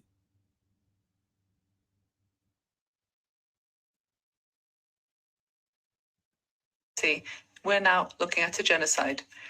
Christians are today the religious group that is most persecuted around the world.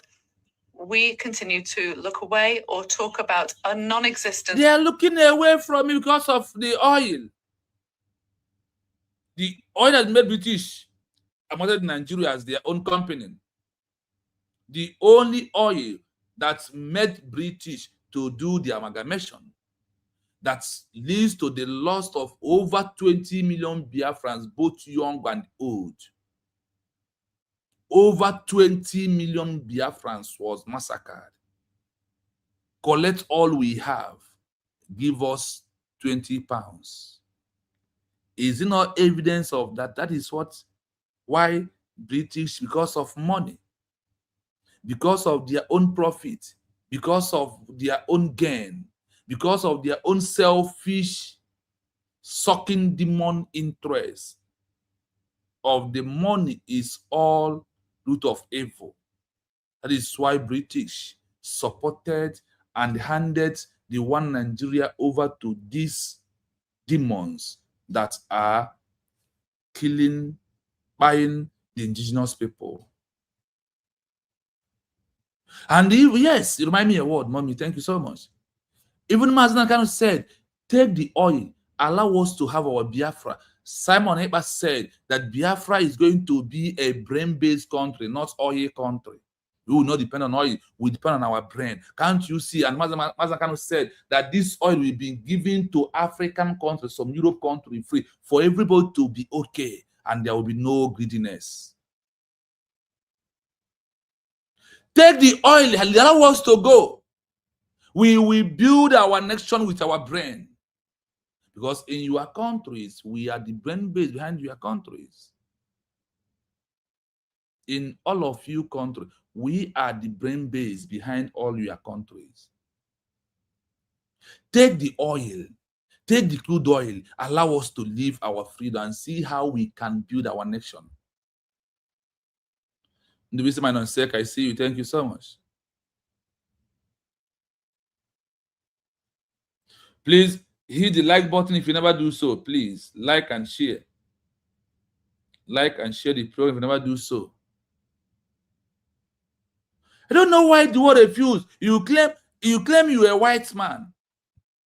When we talk down, when we talk, say we are you champion your so-called brain and you are spreading mercy. That is why you are keeping silent. And she's telling all of you that the silence you are keeping is enough. Islamophobia. Europe is not. Finland, I hope you had it. Why there is insecurity created by Nigeria and the Southeast governors and the enemies, the haters of Biafra, like when the red hates you as the white, who make Finland to become a country. Finland. They are the one causing the genocide.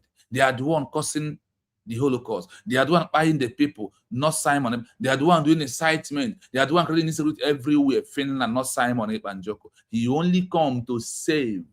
You see the speech of this woman today is because of Mazen Dekano and Simon Eba. Is why the Islamization has never taken its full course.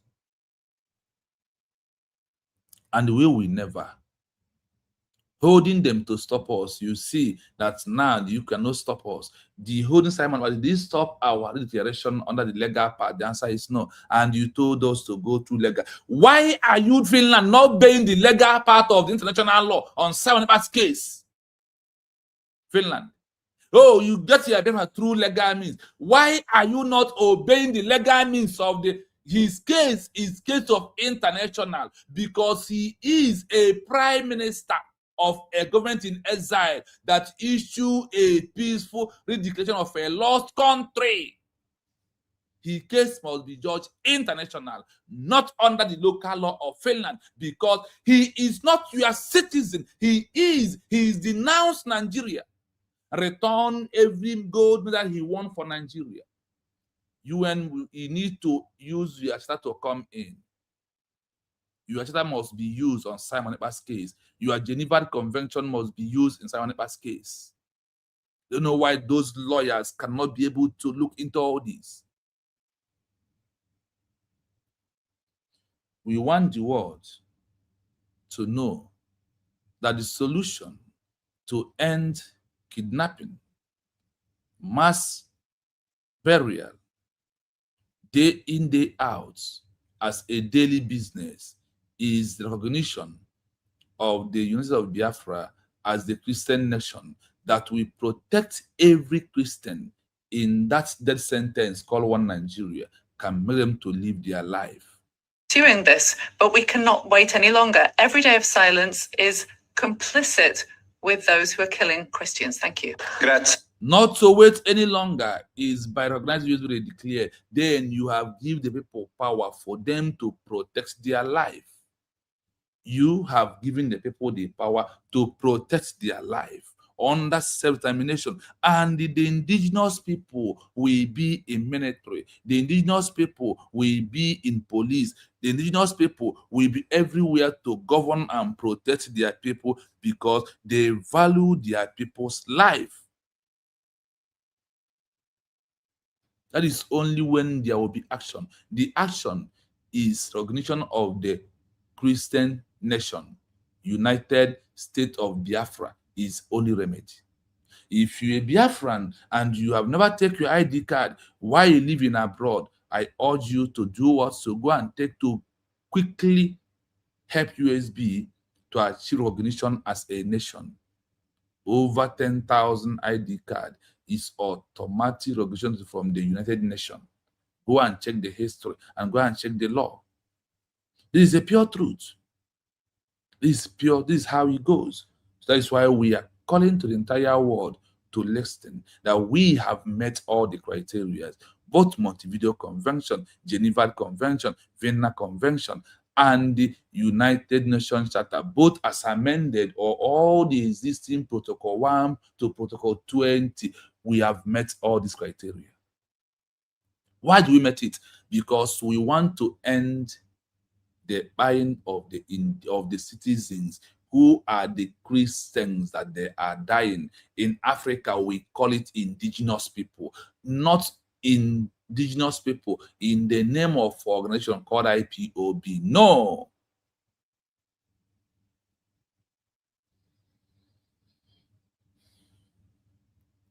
Please, if you want to join, because we'll soon round up, you can have the mic because we have no less than 20 minutes to round up. So please, if you have anything to tell the world, please do it now as we're about to round up.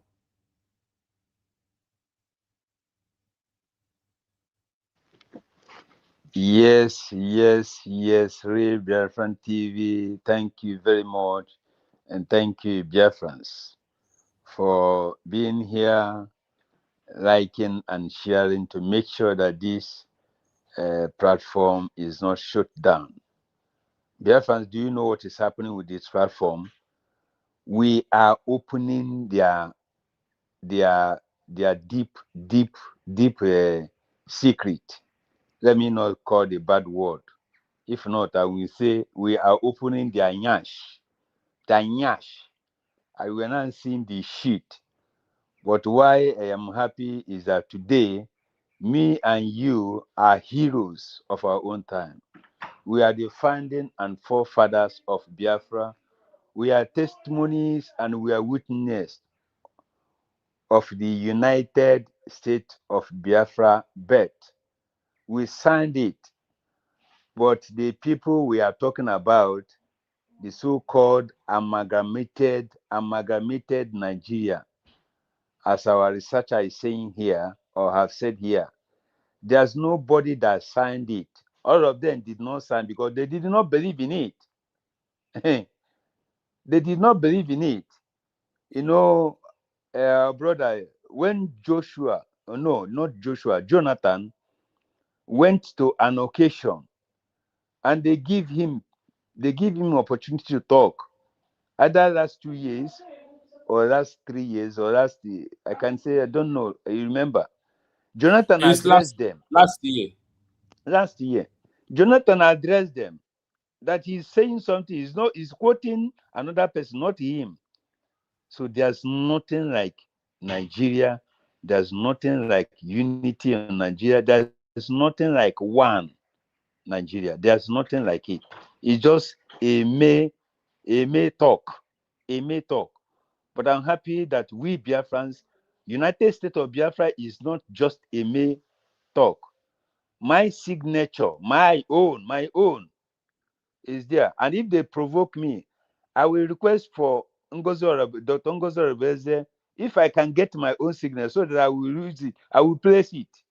If she can send it to me, my own, she will see Odogwe Nugudia and I signed it boldly.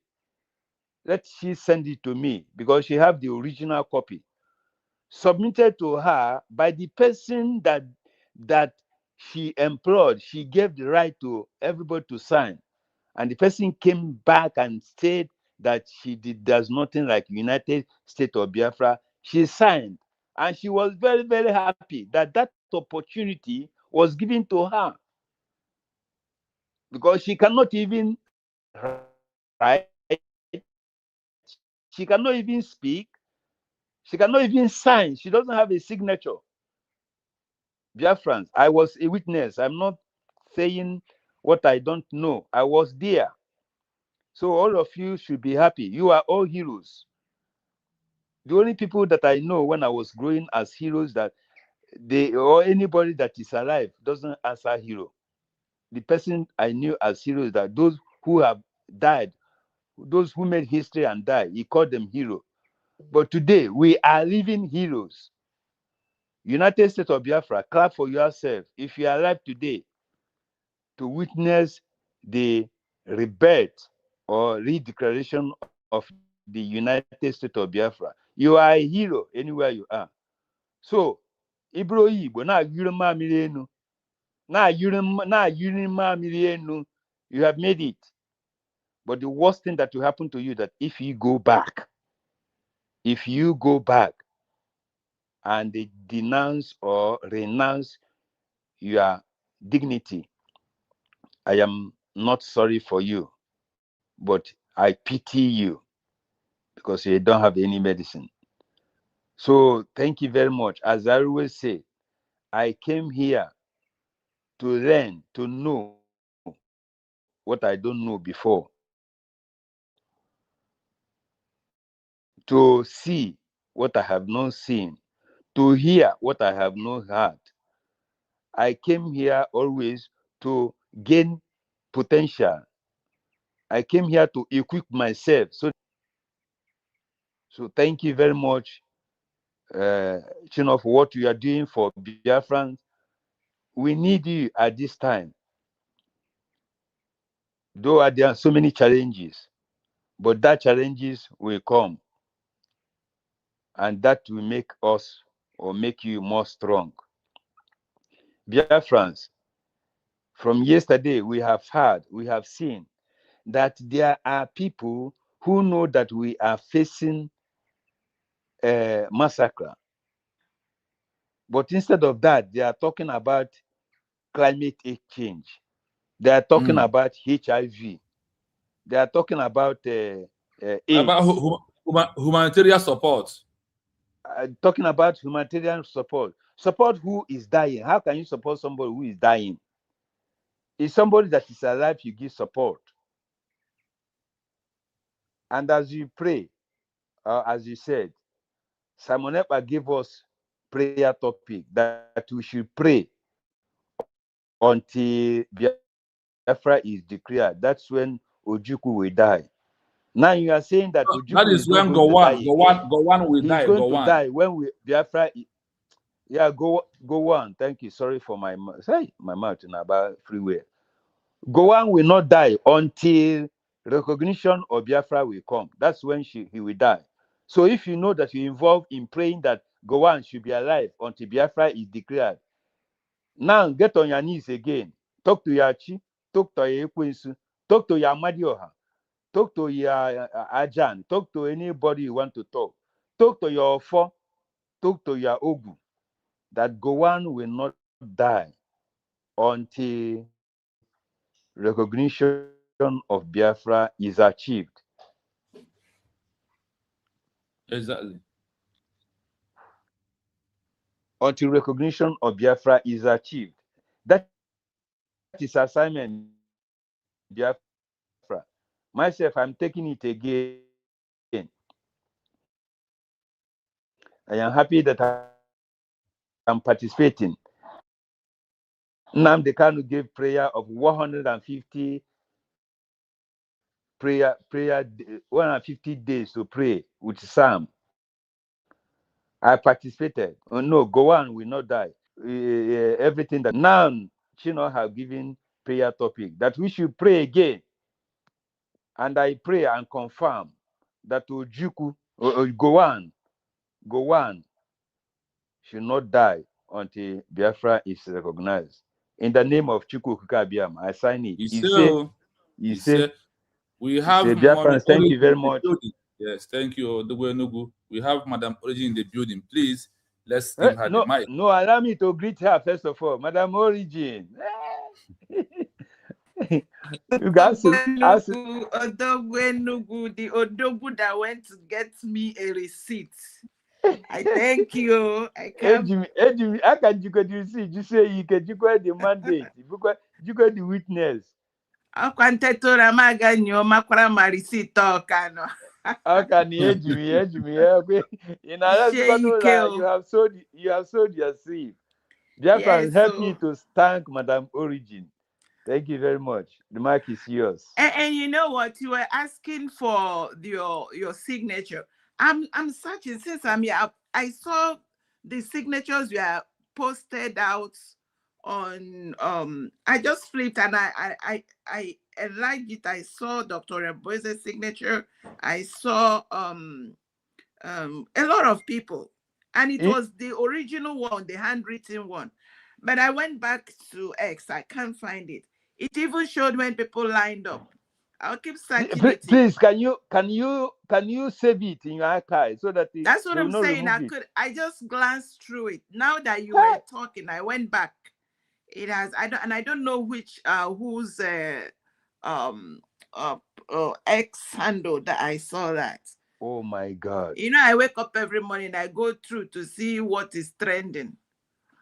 Yeah. If I know find you it have again, almost seven gadgets. In Alaska, right now. Oh, yeah. I will. Madam Origin, we love you. Thank you very much for your spread. Well, thank you so much, Odogumu Biafra. Okay. Yes. Oh, Biafra said us. Dogu. Chino, can you mute me, please? Can you mute me because I have water in my hand. Okay. Yeah, Madam Origin, please have the mic. Okay, Mazichina, our professor, there we have my Merigi.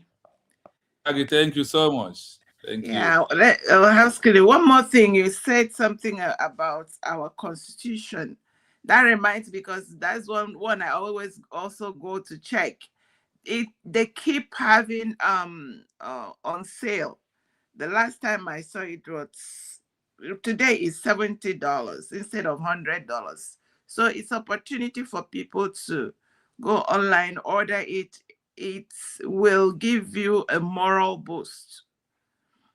And also, as we keep saying, when you read that constitution, it will give you moral boost. And it will help you know that part of the reason why all these indoors swimming, they keep, you keep hearing them.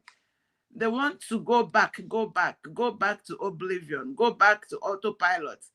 And anytime you hear anybody say autopilot, know that that person, the script they gave to that person is to undo Odogwenugu's signature and the 50 million people that voted to get out of. That is what that autopilot signifies. And to their eternal shame, it will not happen. We have redeclared Biafra 29th of November 2024, and it cannot be undermined by anybody. So that being said, I also, in case I didn't greet well properly, I greet everybody. Yoma Mere Majinine. Now, about what we are talking about today, I will take it this route. You see, as you come out here to teach everybody, to let us, to enlighten us, to refresh our memories on what is on ground, it's now very clear that there has never been any time any well-meaning indigenous person accepted this British, you call it British, whatever. I call it British cocktail, poisonous cocktail, poisonous concoction that is lethal. Anybody that is in that Nigeria will not survive it. Anyone. So it is a very deadly, dangerous cocktail that everybody must be aware of it and do everything, whatever it takes to undo it. Our lives, as it were, are in danger, but we have taken our lives in our hands and we are protecting it seriously. From Ahmadu Bello to Awolowo to Nnamdi Azikiwe, who mostly was soft pedaling. It's obvious that all of them saw the danger. They saw the danger. For someone to say that amalgamation is a mistake tells you the word. They know that there is nothing, there is no unit. Even the, what is his name? The man that will not die until now Nasabio, that man don't get dementia. May if you won't go, may you go. I don't even know. He does not even know what he is saying anymore. So whether he stays or not, that's his business. I'm not gonna slow down anybody's judgments. If the judgment is coming to anybody, I would stay by the side, let the judgment come upon them. We have redeclared Biafra 2024. So if his time is up, I'm not going to stand to pray for him to stay, do what? As he's saying, people are still lying with his name. This last book that was written, he's not the one that wrote it. Because he's not thinking well. His brain is gone. The last time he said what does that mean? So he's not with it. So as we speak, it is important for us to know why everyone that is breeding, that is a Biafran, should not trust our elders. Now, the northern elders, the Arewa elders, whenever anything is happening, they look out for their children. They want to protect their children. They speak for their children. Our elders don't. That is why whenever you see, if not for the fact that we have put our heads down and say it won't happen again. Whenever anything is going on, they're looking for, that's why you hear them call, where are Igbos? Where are Igbos? Because they know that your elders won't protect you. Why is it that, like yesterday, there was an exposition that one of the platforms did, and it was highlighting how this proscription came about. And it was our elders, why I call them our, because none of them is still speaking. They proscribe their own children, giving evil license. So we must do everything to stop them because they are working for the enemy. We have our 3 leaders that we can identify. When we go to UN, if they ask us, who are your leaders? Mazi Nnamdi Kanu 1, Prime Minister Simon Ekpa 2, Dr. Ngozi Orabueze, who is now the acting head of state, but her position is Deputy Prime Minister. And she is doing everything, whatever it takes, to have us come out of the evil that our elders have looked away, acting as proxies. They have not stopped. The system is still the same. They are proxies to UK and the caliphate. That is who they are working for. They are not working for you and I.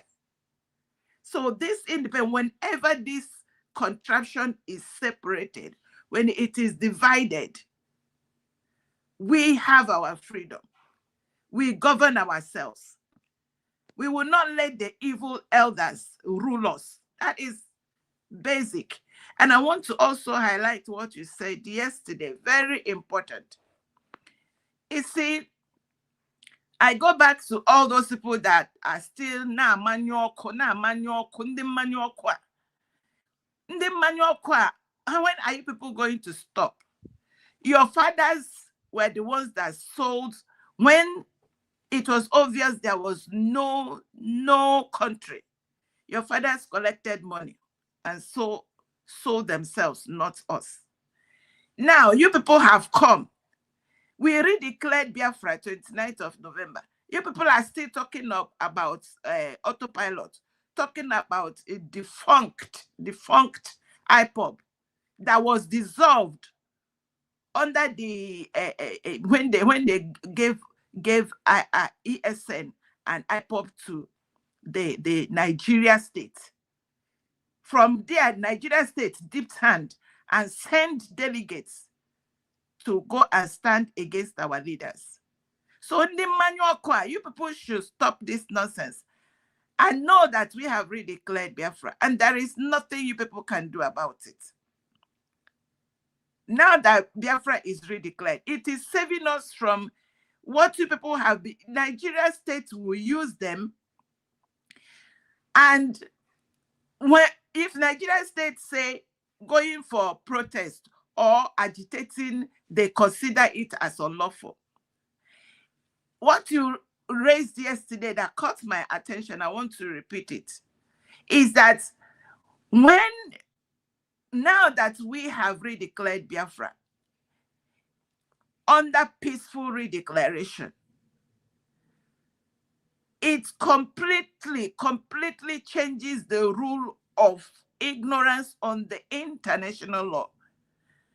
By taking this step, the movement established new legal criteria that protects both the arrested leaders and the followers.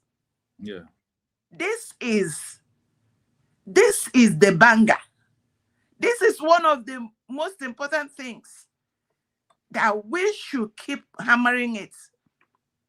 So that when they tell you they are renovating a defunct IPOB, you tell them that how many people do you people want to buy?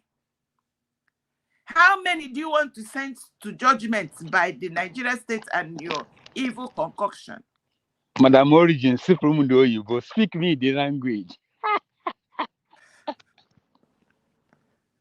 Don't mind them. If you see anybody that is awake, they can't move. They won't move. We face them there. If not, anyhow, we are ready. Biafra TV, thank you so much. Let me hold it here. Thank you so much. The issue is this. The game has changed. 5 days ago, the program is about the game changer. Second, the game changer is a government in exile that issue a peaceful declaration that a nation in waiting for recognition, that this game changer changes the legal criteria of local into international that govern every citizens of that newly declared country, both their leader in prison. This law is not by us, and I quote the law again. Geneva Convention 1947, Protocol 1, Article 55. I quote again, UN Charter, Article 2, in bracket 7/56. The game changer where we are now, that changes everything, that nobody will arrest any of our leader who is in exile after usually declared, that give us the mandate to wait as a country in waiting in any country where we are, and also registered everything that we are doing under that's the country where we are constitution, operating under them as an organization, but on a law that government in exile for the country that you lost and you are fighting to return back, you become a nation waiting for recognition. Once you are still recognition, any office that you registered under the country where you are as an organization automatically has become a full diplomatic government treaty with that particular country you are on it. The game changer as government in exile, the only one that issued a peaceful declaration. And the world wonders how we are passing through. That is why when I look at the manual, I leave all of them, focus on what I'm doing, is they said that once a first declaration government proving capacity of a government, they give an example that out of 8 that was attacking SWAPO, that the first come under Geneva, under Vienna Convention, first come, first serve, first collect, is that first government that have issued the first ever peaceful declaration under government in exile for the citizen. That any other one that is coming is being sponsored by the oppressor, and those that the government in exile, the first one, have issued declaration to move away as a private government, not under that the same country, that they are no longer organization, rather a government in waiting. That this government in waiting in exile that first issued the peaceful declaration is the legal and legitimate government for the people, that any other one is just small organization. If the law can back us up like this, and now always do to judge case of the words from us, Simon, he said that a road to achieve Biafra is in the open. When you look at all these that back us up and give us where we can get this Biafra, that is why I strongly believe that the legal parts where we are as going to exile issue a peace declaration, that we are no longer on the illegal part of organization, IPOB, BRIG, CRC, BGC, and all these names of organization, both vote the veteran in America. All these are illegal movements that can never yield the result to transfer us into a country that we are still recognition. So the game changer has also changes us from the ignorance of the law of protest, agitation, and the 1 million men march, that all these things are what? Ignorance of international law, of UN Charter, Geneva Convention, Vienna Convention, and the Montevideo Convention. That when you implemented Montevideo Convention via a government in exile that first issue a peaceful declaration, is a game changer that removes the citizen from terrorist, insurgency, rebel, or any name that the country that you are fighting when you are using organization. So that is why when I say that word, that USB is the only way that have removed us to the ignorance of how Biafra should be a country. Vice Simon, Ebanjok, and Otongozi Arabeze, that give us right that nobody will arrest us anymore. Nobody will tag us terrorist organization. Nobody will call us terrorists or insurgents or any other bad name. It's only that our declaration has changes the status quo into from the local to international. That is where we are. What Nigeria did not have. Nigeria did not have declaration documents. Nobody signed that Nigeria should be a country. That is what nice I said.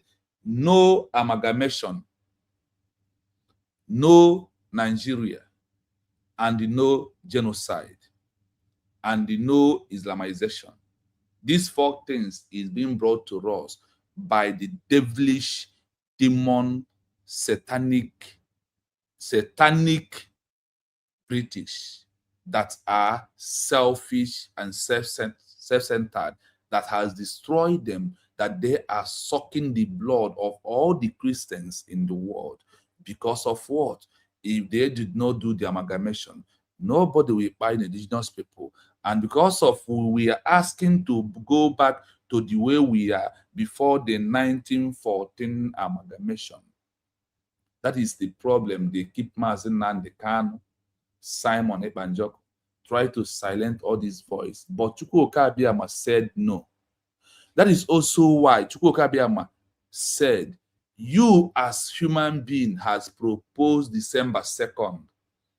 I, your creator, I, your father, has disposed and proposed that you should redeclare it on 29. So the world will see it as a peaceful country, which is the Christian, what we represent, because the Christians in the world represent history, represent peace. That is why we declared a peaceful redeclaration of a Christian nation that are waiting for recognition, whether enemy likes it or not. On that note, we stand on the existing protocol, joined our own government with those that have lost their own in the past and issue declaration. Also join our own case with the case of Belgium as the first country ever in the world that introduced government in exile and use it to achieve their lost country and take over their territory back. So on that, usually declared, and where we are at this time is on the level of international, the legal, not illegality, not on the ignorance of the law again, but we have proven to the world. We have learned from our mistake of 14 years of IPOB, ignorant of law and illegality. Now move on to the legal and no more longer the ignorance of the law by maintaining a peaceful country. When we propose, and Chukwuka Abiyama said, no, when a man proposed, I God dispose it. Because he have already knew that December 2nd, that the enemies want to make it to be a very riot day, a very violence day. He said, no, I will not allow it to happen. I am the one who brought you here. I am the one who decide. That is why we redeclare it on November 29, that Chukwuka Abiyama proposed it to dispose the one that human being proposed. So that is why when our people said, man proposed, God disposed. God disposed December 2nd. View that God have received the danger of what Ogen Kere, plan to bring war in Finland, to destroy us forever. And the Chukwuka said, no, this is a nation coming from the rising sun. We allow it to rise, but it must be this on November 29. People have never seen that thing before. That is why we had it on 29th November 2024. God proposed. No man will dispose. When man proposed, God disposed. This is how we come to where we are today. And it's that miracle that we are waiting for. And also the miracle included the words of Mazen Nnamdi Kanu. When women in America joined Biafra, we got it on their head. Biafra has come. The enemies and the gullibles remove this part and take the part they like that suit them with their shenanigan and their charade for them to continue to make the Biafran people. Any Biafrans today who still remain on the fence, you are on your own. The Biafran constitution is in Amazon. It's no longer it's no longer $100. It is $70. Get this law, get this law, get this constitution. You will know that we are building the best country ever in the world because we are the best smart people in the world. There is no two ways about that. And also, if you never take your ID card, I urge you to go and do what? Take your ID card. to get us quickly recognition to save the life of the Biafran people in the homeland. That is what it is truth, the legal part. There is no way. Legal doesn't make noise. Illegality make noise. Ndị maọkwa dị eme mkpọtụ. Why no ụmụ iti na-eme noise? That is why you can see US not making noise. Focus on the legal. That is where we are. And that is only how Biafra will be a country, because every other one who achieved it went through this legal process. That is where we are. So, Madam Origin, please, because of my time, I want you to do your final submission. Then I will be able to close down to first another different thing together. Thank you so much.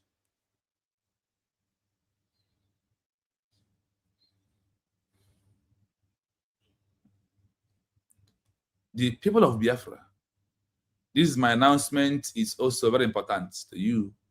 If you live in Germany, you are looking for a job, I have called my number before. Even if it doesn't have paper, there is a source, real one, to get a job, 8 hours job every day. Unless the day is you decide to take you off. But if you want to work 6 to 7 to 7 days, you will have it. Just contact me, then we will have a conversation with the company in Germany. It's also from a Biafran in Germany, so but they asked me to do the announcement. So please, if you know you live there or in part of Europe where you can relocate to Germany and got this job, you are free to contact me on my number +97360513337. That is the number you can contact me. So to put it to your mindset on our program of today, nobody is a Nigerian. Nobody created Nigerian. It's not coming from us. It's coming from those that are fighting against us today because of what? British has paid the money. Yes, we have been here for roughly going to 3 hours. Oh, so, please have the mic. All right. So, Biafra, I greet everybody. Let's continue to do this work. Nobody will do it for us. Nobody will do it for us. Nobody will give us this freedom we seek if we don't take it by ourselves. And we are doing a great job. So far, so good. We are doing what it takes. All the 50 million people that voted to exit Nigeria, all I greet you wherever you are. Thank you so very much.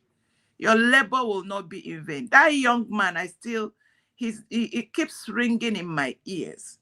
That was, he didn't say, I have nothing to give. I don't have money, or because my boy. But he left every day. He goes early in the morning. Before I name a shop, go around encouraging people, showing them how to vote. Vote where, if you want to exit, vote yes. If you don't want, say no. And he kept doing it. And we got 50 million people voting. And our Agumwanyi, Dr. Ngozora Bweze, the one I call the woman, the living legend, the Deborah of our time, the one that called all the valiant and gallant men and women of Biafra to converge. When Finland did their nonsense, Finland have chosen to become a red group that they deterred when they were in pain and in bondage. But today they have chosen to take that route. We have nothing to say to them, but we still want to let them know that there is a window of opportunity for them to change this thing they have painted on themselves. Because if they don't, they should look back into what happened to UK. UK today is crying chokwe chokwe. Yes, no. The children of United Kingdom are going to reap what their fathers did. If they don't, I don't know how, if it is not too late for them. Because what we call IRGC, which is now known that is Islamic Revolution Guard Corps. Yes. Has their headquarters in UK. There is nothing UK indigenous and citizens, real indigenous people, they are now, if anybody slap them, they don't slap back. If their daughters and young ones are RAPED, there is no law to protect them because that's the seed they sowed. So they need to repent. And Finland, you need to repent because your children, now you people are crying, chokwe. There is no Sharia. Who told Sharia? You people will swim in Sharia if you don't change. That which you have condoned will not become a portion for you. So it's a go round. If what you sow is what you reap. We Biafrans rejected Sharia from day one. We refused. That's why God is helping us. Those of you that have brought in the snake, you don't know it's two-headed snake. There's no way that snake won't bite you. It's two-headed though, Finland. So we continue to thank our resilient cabinet members that are helping, working with Dr. Ngozi Rabweze. We thank her. We continue to do what we are doing. What she is doing is yielding results. What we know ourselves as nation in waiting for recognition. We have recognized ourselves. We are doing due diligence. Go and buy that constitution. Don't mind the people that we now know that they wanted to overthrow Prime Minister Simon Ekpa. That's why they brought charter. They did meeting. We redeclared 29. The criminals had a board meeting on the 30th. Both the ones that didn't attend the conference, the redeclaration, their group, they called them on the phone. They now brought charter. They start reading charter while they are waiting for their bylaw to overthrow Prime Minister. From 6 to 1. That is to show that these people don't mean well. Go follow them at your own peril. We have moved on. We have Biafra. Look, UN, if you not like me, wait there now, clan bandas. People have not protected a chicken before. Go and see what is going on in Iran. UN have not said anything over for 40,000 corpses that are waiting while Iran is na anyuaru epo onoshekula akage ekwu whether I like them or I don't like them. A scripture said, if you keep silent, redemption, deliverance will come from elsewhere. God is giving it to us small. People from mechanic people are paying 1,000 a day. While in the Germany, and ezu the money. Continue nezu. All of you will collect. Punishment is coming. None of you will escape it. Mark, go and write it somewhere. That Madam Origin says so that none of you will escape the wrath of God coming. I rest it there. Thank you so much. Thank you, Madam Origin. Thank you so much. Whenever you come, that voice we miss it for a very long time now. But thank God we have you today on the platform. Thank you so much. So finally, Biafrans, I will play one thing to back our message today up to the world. No. Hey, I refuse. Let me do my own submission. I refuse. Hold it there. I'm a protocol breaker. Let me go on. use this because you are a founding father. That is why we allow you. Let me use the opportunity again to greet Madam Origine once and in a special way, because she has spoken me. Madam Origine has spoken me, so I have no other thing to spoken out. If they are looking for, and I want to tell Madam Origine, Nigeria is afraid of somebody like you, who have risen for revenge. They are afraid. That's the worst mistake they did. by waiting until the people that were revenge with the anger, even on of what they did to Biafrans. If they know, they could have given us right to go since many years ago, when those people who they slap in the one leg or one cheek or in left hand were torn. But the people that are now, they cannot, like Madam Origin, like River Goddess, like Ngozi, like me. I cannot turn my right hand to be slapped 2 times again. I am revenging on the one day. So this is why they are afraid. And again, I'm sorry for Britain, because Britain make the same mistake. They could have allowed Biafra to go before the people that will revenge on what they did will come. And I want to tell them, it's not even Biafran that will revenge. It is those people they born in their land that will revenge against what they did. They are going to regret it. The only people I'm sorry for is the Finnish or Finland, that at this 21st century, they allowed themselves to be how do I speak it? To be rolled into this mess. Madam Origin, if I'm not right, if you are still there, you can correct me. Nigeria lured them into this mess to receive or to partake or take part or take their portion in this revenge that Biafran that are very, very angry.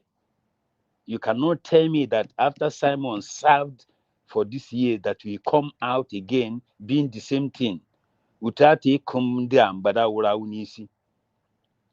So I don't have any regret or any mercy on them anymore, because what I am passing through, they cannot pass it through in the next 300 or 500 years coming.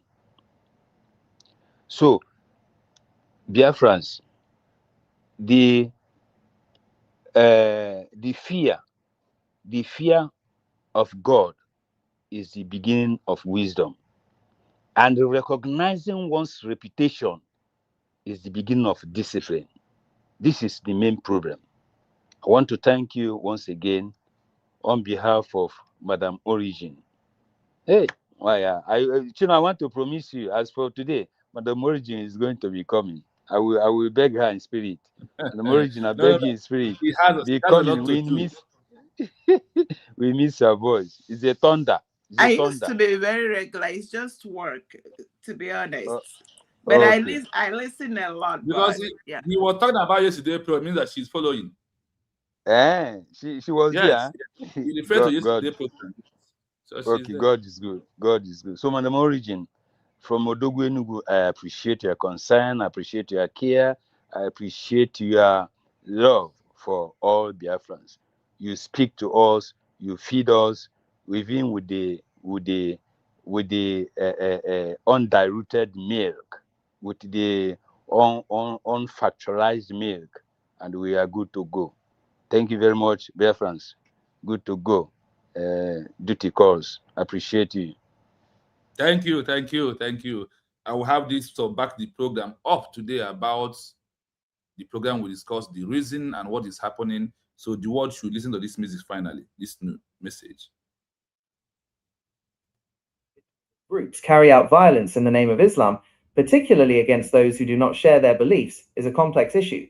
To understand this, historians, theologians, and sociologists generally separate the foundational teachings of mainstream Islam from the political and ideological motivations of extremist groups. 1. Mainstream Islamic theology on non-believers. Historically and scripturally, mainstream Islam does not mandate the killing of people simply because they do not believe in it. No compulsion in religion.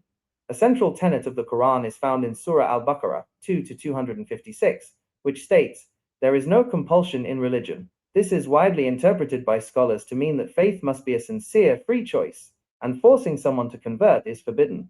Rules of engagement. The Quranic verses that mention fighting, often quoted out of context, were revealed during times of active warfare when the early Muslim community was defending itself against existential threats from pagan tribes in Mecca. Mainstream scholars emphasize that these rules apply strictly to active combatants during a declared war, not peaceful non-believers. Historical coexistence. Under classical Islamic governance, non-Muslims, primarily Christians and Jews, known as dhimmis or protected citizens, were permitted to live within Muslim-majority societies, practice their own religion. I hope the world, you are hearing their law, that they do not allow Christians to live with them. That is why you are seeing the genocide that's going on in Nigeria. This is a pure criteria. What is happening in Nigeria today? They are implementing this, their law. This is their Sharia. This is their, whatever they might call it. They do not allow Christians to live with them. They want to govern you. They want to control you. You are infidel. You don't have mouth to talk. Anywhere they put us, where you go. That is why they are proving that they want to also depopulate the population of the Christian. They want to reduce it to 0 to prove that they are the highest number, so they can be able to match all the criteria. That is why you are seeing mass burial, dozens of mass burial of the citizens of Christians are being done every blessed day. And manage their own community affairs in exchange for a tax, jizya, instead of military service. 2. Why do extremists kill non-believers? When modern extremist groups, such as ISIS or Al-Qaeda, commit acts of violence against non-Muslims or even other Muslims, they are operating under a highly specific, radical ideology rather than mainstream theology. Their motivations generally stem from several factors. A. Extremist ideological framing, takfirism. Radical groups rely on a practice called takfir, declaring other people to be apostates or infidels. They use a highly literal, selective, and decontextualized reading of historic scriptures to justify violence. They argue that anyone who does not strictly adhere to their specific, fundamentalist interpretation of Islam is an enemy of God and therefore a legitimate target. This includes targeting moderate Muslims, whom they view as traitors to the faith, far more often than they target non-Muslims. B. Political and geopolitical grievances. Most sociologists and political scientists agree that religious extremism is rarely driven by theology alone. It is heavily fueled by political conflict, reactions to foreign intervention. Many extremist movements gain traction in areas destabilized by foreign invasions, civil wars, and political vacuums, such as in Iraq, Syria, and Afghanistan. The us versus them narrative. Leaders of these groups exploit local grievances, such as poverty, corruption, and lack of opportunity, and frame them as a civilizational war between Islam and the outside world to recruit vulnerable individuals. C. Power and control. Historically, as with many other major religions, some rulers and militant factions have used religious identity as a tool to conquer territory, enforce political submission, and consolidate power. Violence is used to terrorize populations into obedience and eliminate political rivals. Summary. While mainstream Islamic theology and Finland also see those that are eliminating people in Biafra land, not Simon Ebanjok, because of this ideology. This Islamophobia or Islamization phobia that is the agenda. These are people that are buying people. These are people that are doing inside. These are people that are causing all kinds of insecurity, not Simon Ebanjok, not Mazin Nandekan. They are only trying to protect us and give us freedom and give us life. Majority of the world's 2 billion Muslims advocate for peace, coexistence, and freedom of belief. Extremist groups weaponize selective religious texts to justify violence. They are weaponizing violence. That is why they told you that if they want to, what they do to stop Biafra or to cause insecurity is to weaponize the youth in Odisha, in Biafra land. That's what's happening today. Security of this one, security of this, security of that. They are the one doing it because their master told them that what you need to give them money, give them weapon, they will buy themselves. It's not Simon. It's not Simon Epa. It's not Master Nandekan. Ngozi has come to end it all, to end this Islamization up and end the weaponization of the indigenous people to buy themselves. It's all about the agenda of how to Islamize our people. Early driven by a toxic mix of political grievances, struggles for power, and a radicalized, literalist ideology that is rejected by the global Muslim community. I hope the world, you have seen the solution is US be declared November 29, 2024. United States of Biafra, the Christian nation, to end this under forced worship. We know that we can never We did not accept it in 1967. Is it today that we're going to accept it? If all the Christians country are keeping quiet, you are helping them. But the earlier you grant recognition for us to defend the Christians in this region is the best option. And the examination will end and the Christians will have their life. Wow. Madam Oju, go. Mommy, good evening from here. Good evening. Please can have the mic.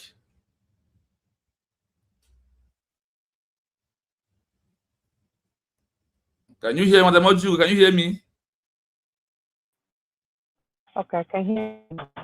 Yes, we can hear you also. Thank you for coming. You're welcome.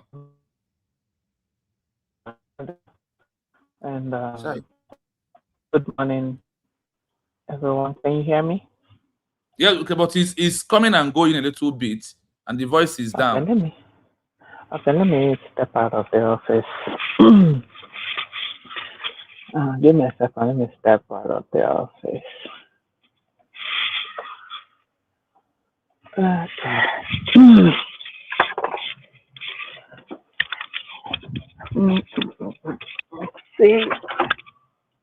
Okay. It's okay now? Yeah, very okay now. Very loud and clear. Okay, sorry.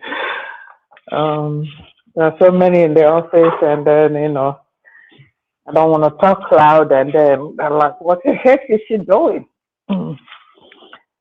Good morning, good morning, Madam Regina. I've spoken, Odogwu Nugu, and all dear friends that are here that knows the importance of what you're doing.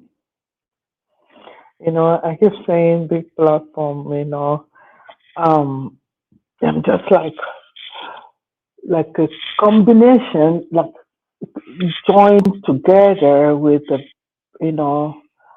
I wish you have contacts with that. There's this guy, one fair guy, what's that his name? I think he also had, viewers. I don't know his name, but he's always after the evil that Nigeria, so-called Nigeria, are committing. I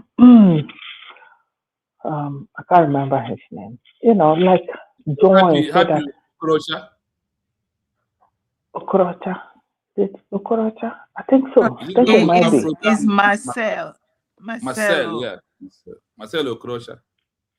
Yeah, like a joint something, so that his viewers, their viewers, all these so-called named Nigerian people. Telling you, it's just my dream, because a lot of us don't know this history of Nigeria.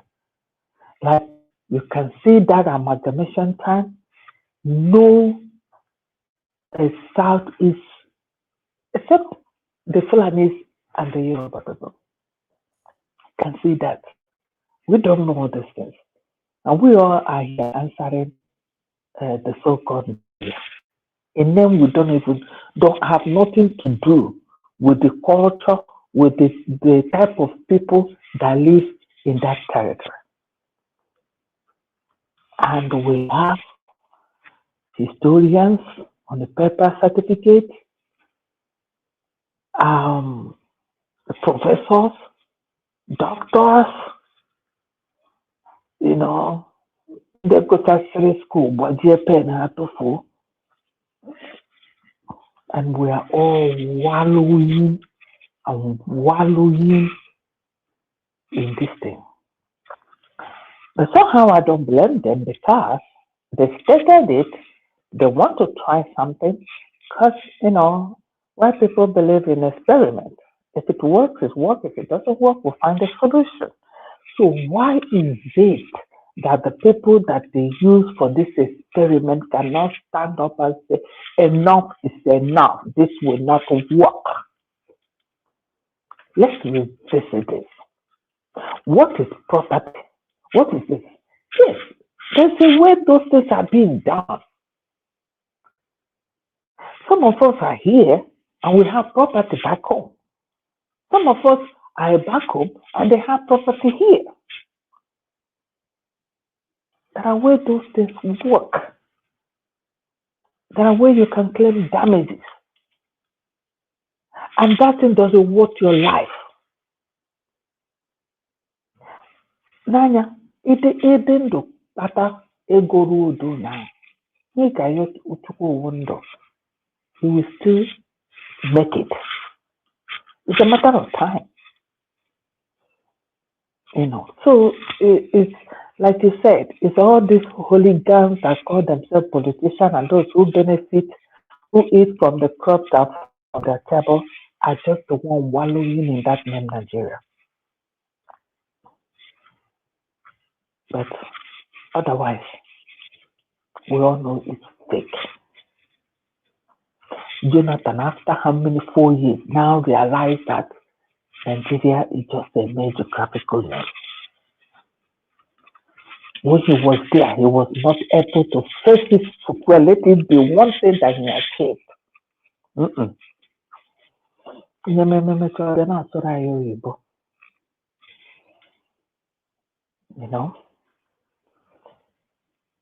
United States of Biafra, when they're doing all these meetings, the thing gets to my nerves. They have all these documents. They saw what we did in Finland. If they swear they did not see it, they would die. They saw what happened in Finland. They did. Even in the news here, the one of the snow that the protest under the heavy snow and the cold there. After that recognition, after that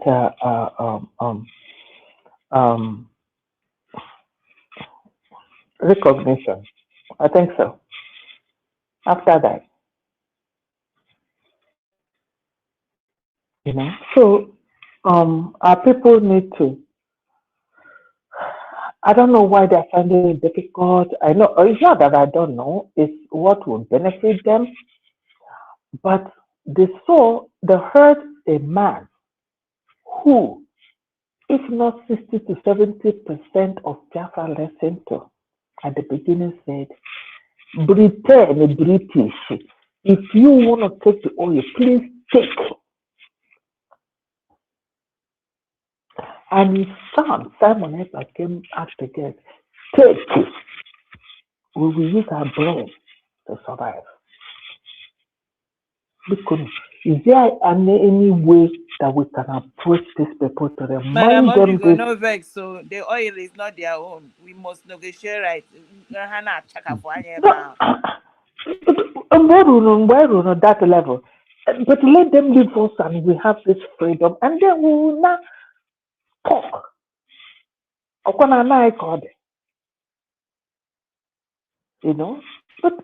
how can we make this reach them? How? These people are Britain who formed that country? Jesus Christ of Nazareth. Human life is absolutely nothing to them. Human life. And they have not sat down to ask them, why are they not progressing more than the country that they colonized?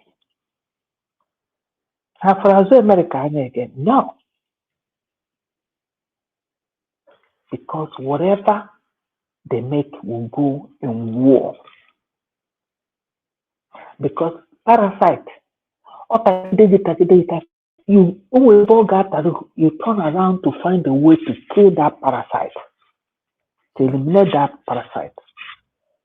And then the parasite, it becomes a site. So whatever harm will go back to how they get it.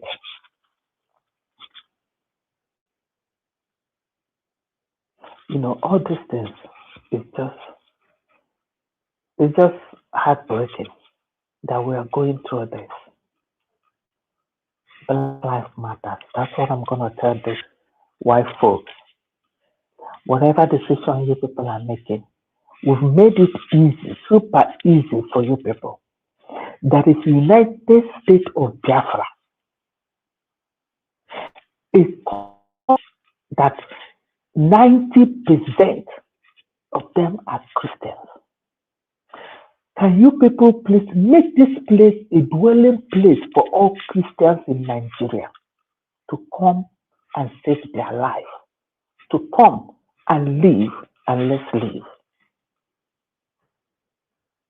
It's super easy. If you are really fighting for the Christianity, the massacre of Christians in Nigeria, they have a safe haven. They have where they will come and their life will be saved. Because the other 10% of out of the 90% are traditional worshippers and then the Jewish. Majority, the rest are all Christians. Yes. As a country that will be law and order, it's not a country where there is no law. No. Constitution is there, can't be. A lot of us in that country have traveled abroad, have worked in abroad, have helped the international work to develop. And we want to go and develop our place. And if we give us that recognition to develop our place, we will give you people space in your own land so that you can enjoy your life and your citizens will have a lot of jobs. Some can have 5 to 10 jobs. We'll go to our own. We'll stop running away from our own country. Christians, werenu chaplet unu, werenu Bible unu, tia na bosu kpuchie ya, wepụtenu ụbọ unu na ngwa agha unu. Unu ka pastor unu nọ na-eti na ha ga-ege bikonu. Jesus Christ anyị na-efolokwa bụ Christian, onye isi ndị Christian a na-ekwu okwu ya. Ọ batakwara na temple. He entered the temple and he saw people trading in his father's house. He did not say, "Oh, Mona, what are you people doing? God bless you." He did not. He turned the temple upside down and used a whip and whipped them out. Ọkwa Jesus Jesus I na-eso did this. Amamuna na-agụtakwa chapter in the Bible. That chapter dịkwa na Bible. So, we cannot say that Jesus is our model. No, he's not. Biafra people, if you're a Christian, if you're seeing Jesus as a Bible and chaplet, you're wasting your time. Jesus that we're talking about turned tables upside down in the temple and chased the people out of his father's house. Ọkwa ka nna remindere na ihe a na Bible. Ọ dịkwa na Bible. Maka ijupụta ịnọ na-ekpe ekene Maria ndị ọzọ ejupụta na Jesa. That's your own problem. Save yourself. Save yourself. Families should track the phone of each other.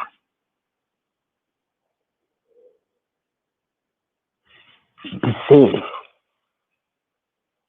White people, they can give recognition, but they have their process. They will be where they are processing, everybody will die. They will talk about this. People are talking about weather. People are talking about these are where they get their fund, their payment, their salary. The people we have few good Christians,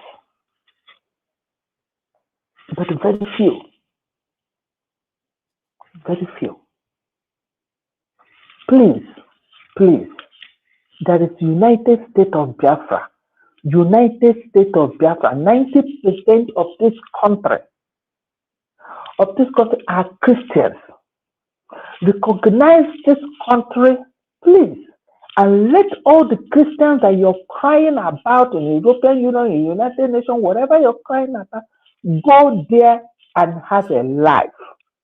That's the only way you can save their life. That's the only way. Then if they refuse to go there, then you have done what you're supposed to do. Christians, if you're Christians, we are followers of Christ. That's what that Christianity means. And if you're following Christ, Christ turned a temple upside down and chased people away from the temple. He did not say, God bless you. Now, so this will be my point to this learning that I learned today. God bless each and every one of you. We need to listen. We need to remind these evil people. Go on and do it. All of them. We need to remind them how they were the force to refuse this amalgamation. They were. So, can they please sit back again and let's have a round table and we'll talk this out. Muslim is good though, but stay on your lane. Stay on your lane and we stay in our lane. Since Christianity and Muslim cannot live together, according to you people that are Islamic nations or Islamic people, Christians and you people cannot live together. We agree. Live on your own. Let the Christians find also a dwelling place in the United States of Biafra. Then there will be peace. Thank you, each and every one of you. I hear my mic. Thank you so much, Mommy Ojugo. Thank you so much. That is a wonderful one. Based on what we are discussing today, honestly, you and Madam Origin, please have the last mic because I have 15 minutes to run away from this house and be on the walk. Please. Okay, yes. So just a quick one, Madam Ojugo, thank you so much for coming. Thank you, everyone that is on the comment section. I have a special name for people in the comment section. I call them the ninjas. They are powerful. They don't show themselves. They don't hear their voice, but they are very powerful people. So keep up the good work. You know, I want to correct something with some of the people that come. That you know, if you want to compare,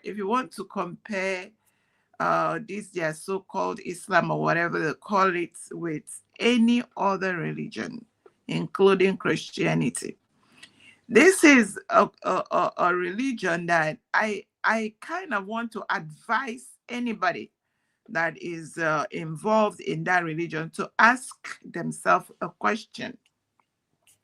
Why is it that your religion mandates you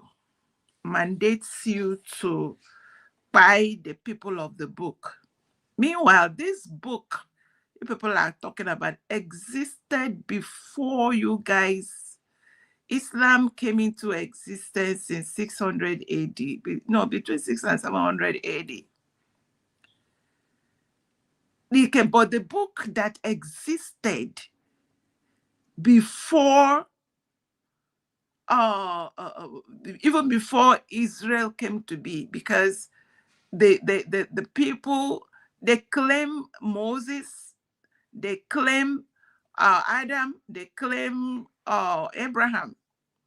But when this book they are talking, because in their surah or whatever, the one of Surah 929 say that Jews and Christians fight them till they are subjugated.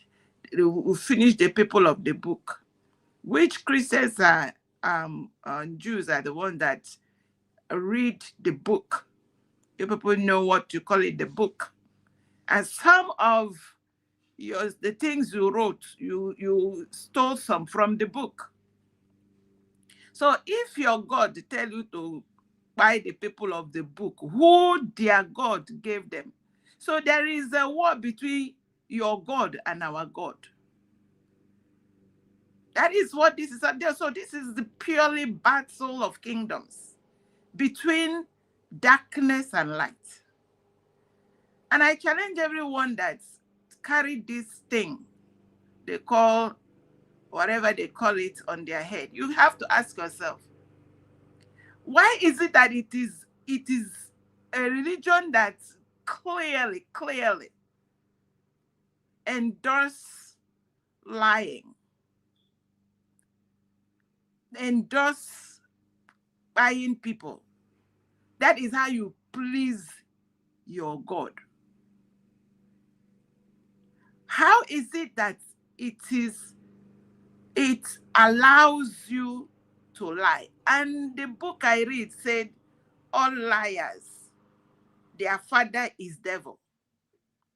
So how can you convince me except by force? Maybe that's why your God tell una make una force them. So in our life, sometimes when I look at these things, I marvel.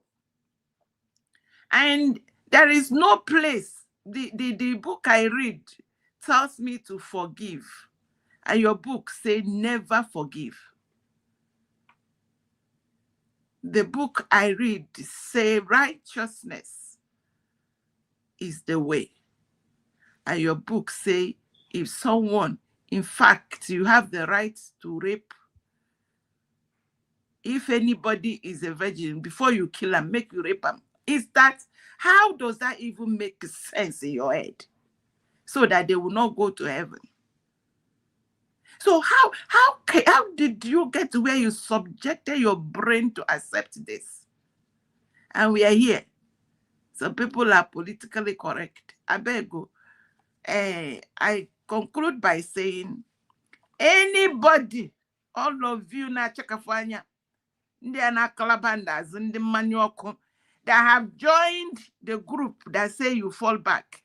You want to disrupt the fact that we ran away. This constitution help us to run away from. That's why I encourage anybody, go to Amazon. The way if you want to buy the book, you must write United States of Biafra Constitution. That's how you get it. Write it in full so that it will come up for you. You pick whichever. There are about three types. The Kindle is the cheapest, is $9. Then there's a smaller soft paper one, is about $50. Then the big one is now $70. So let us work together and escape DEATH. The only way, so long as these people want to keep this one Nigeria, they bought 78,000 or so. Nobody is coming out alive. You're going to ask Benue people. I pray for them. Oh. God help them. If they want, we already have secured Biafra. America was 13 states when it got its independence. Today, it is 50 states, including some other satellite countries that they have. They still give them full rights. If you're born in St. John or St. Croix in the Caribbean, you are a full citizen. They have the same. So it is a beautiful thing to be free. So our freedom has come. All of you, the other platform, the man saw a dream, say it was, whether it's Ururu or Ijele or whatever that is protecting our mandate, no the joke. It kills pythons. It will buy elephants. So don't come near. Don't come near our mandates. Is protected. Ndina watch ya na hinyora. I rested their mind, Zero Biafra TV, our professor. Our professor never nyanyi lecture. Thank you so much. I am happy and honored today because the The woman that brought the name of this page, USB Research TV, they are here concluding the program on their platform today. So I thank two of you. Then Odogwenu, thank you so much. And everyone in the comment section. Because of time of my job, I have 10 minutes to leave here. So let me just run quickly to prepare myself and be on duty. I thank you all until we continue. No surrender retreat. Our mandate is untouchable. That our mandate is what? Unnegotiable United States of Biafra. All it is. So that is why nobody should touch it. So please, my people, take me the way you see me until we come back again tomorrow. Thank you so much. We move under the name. I am a citizen of United States of Biafra. My own Christian nation that will protect me and my entire generation. Thank you as we move from here. Thank you so much.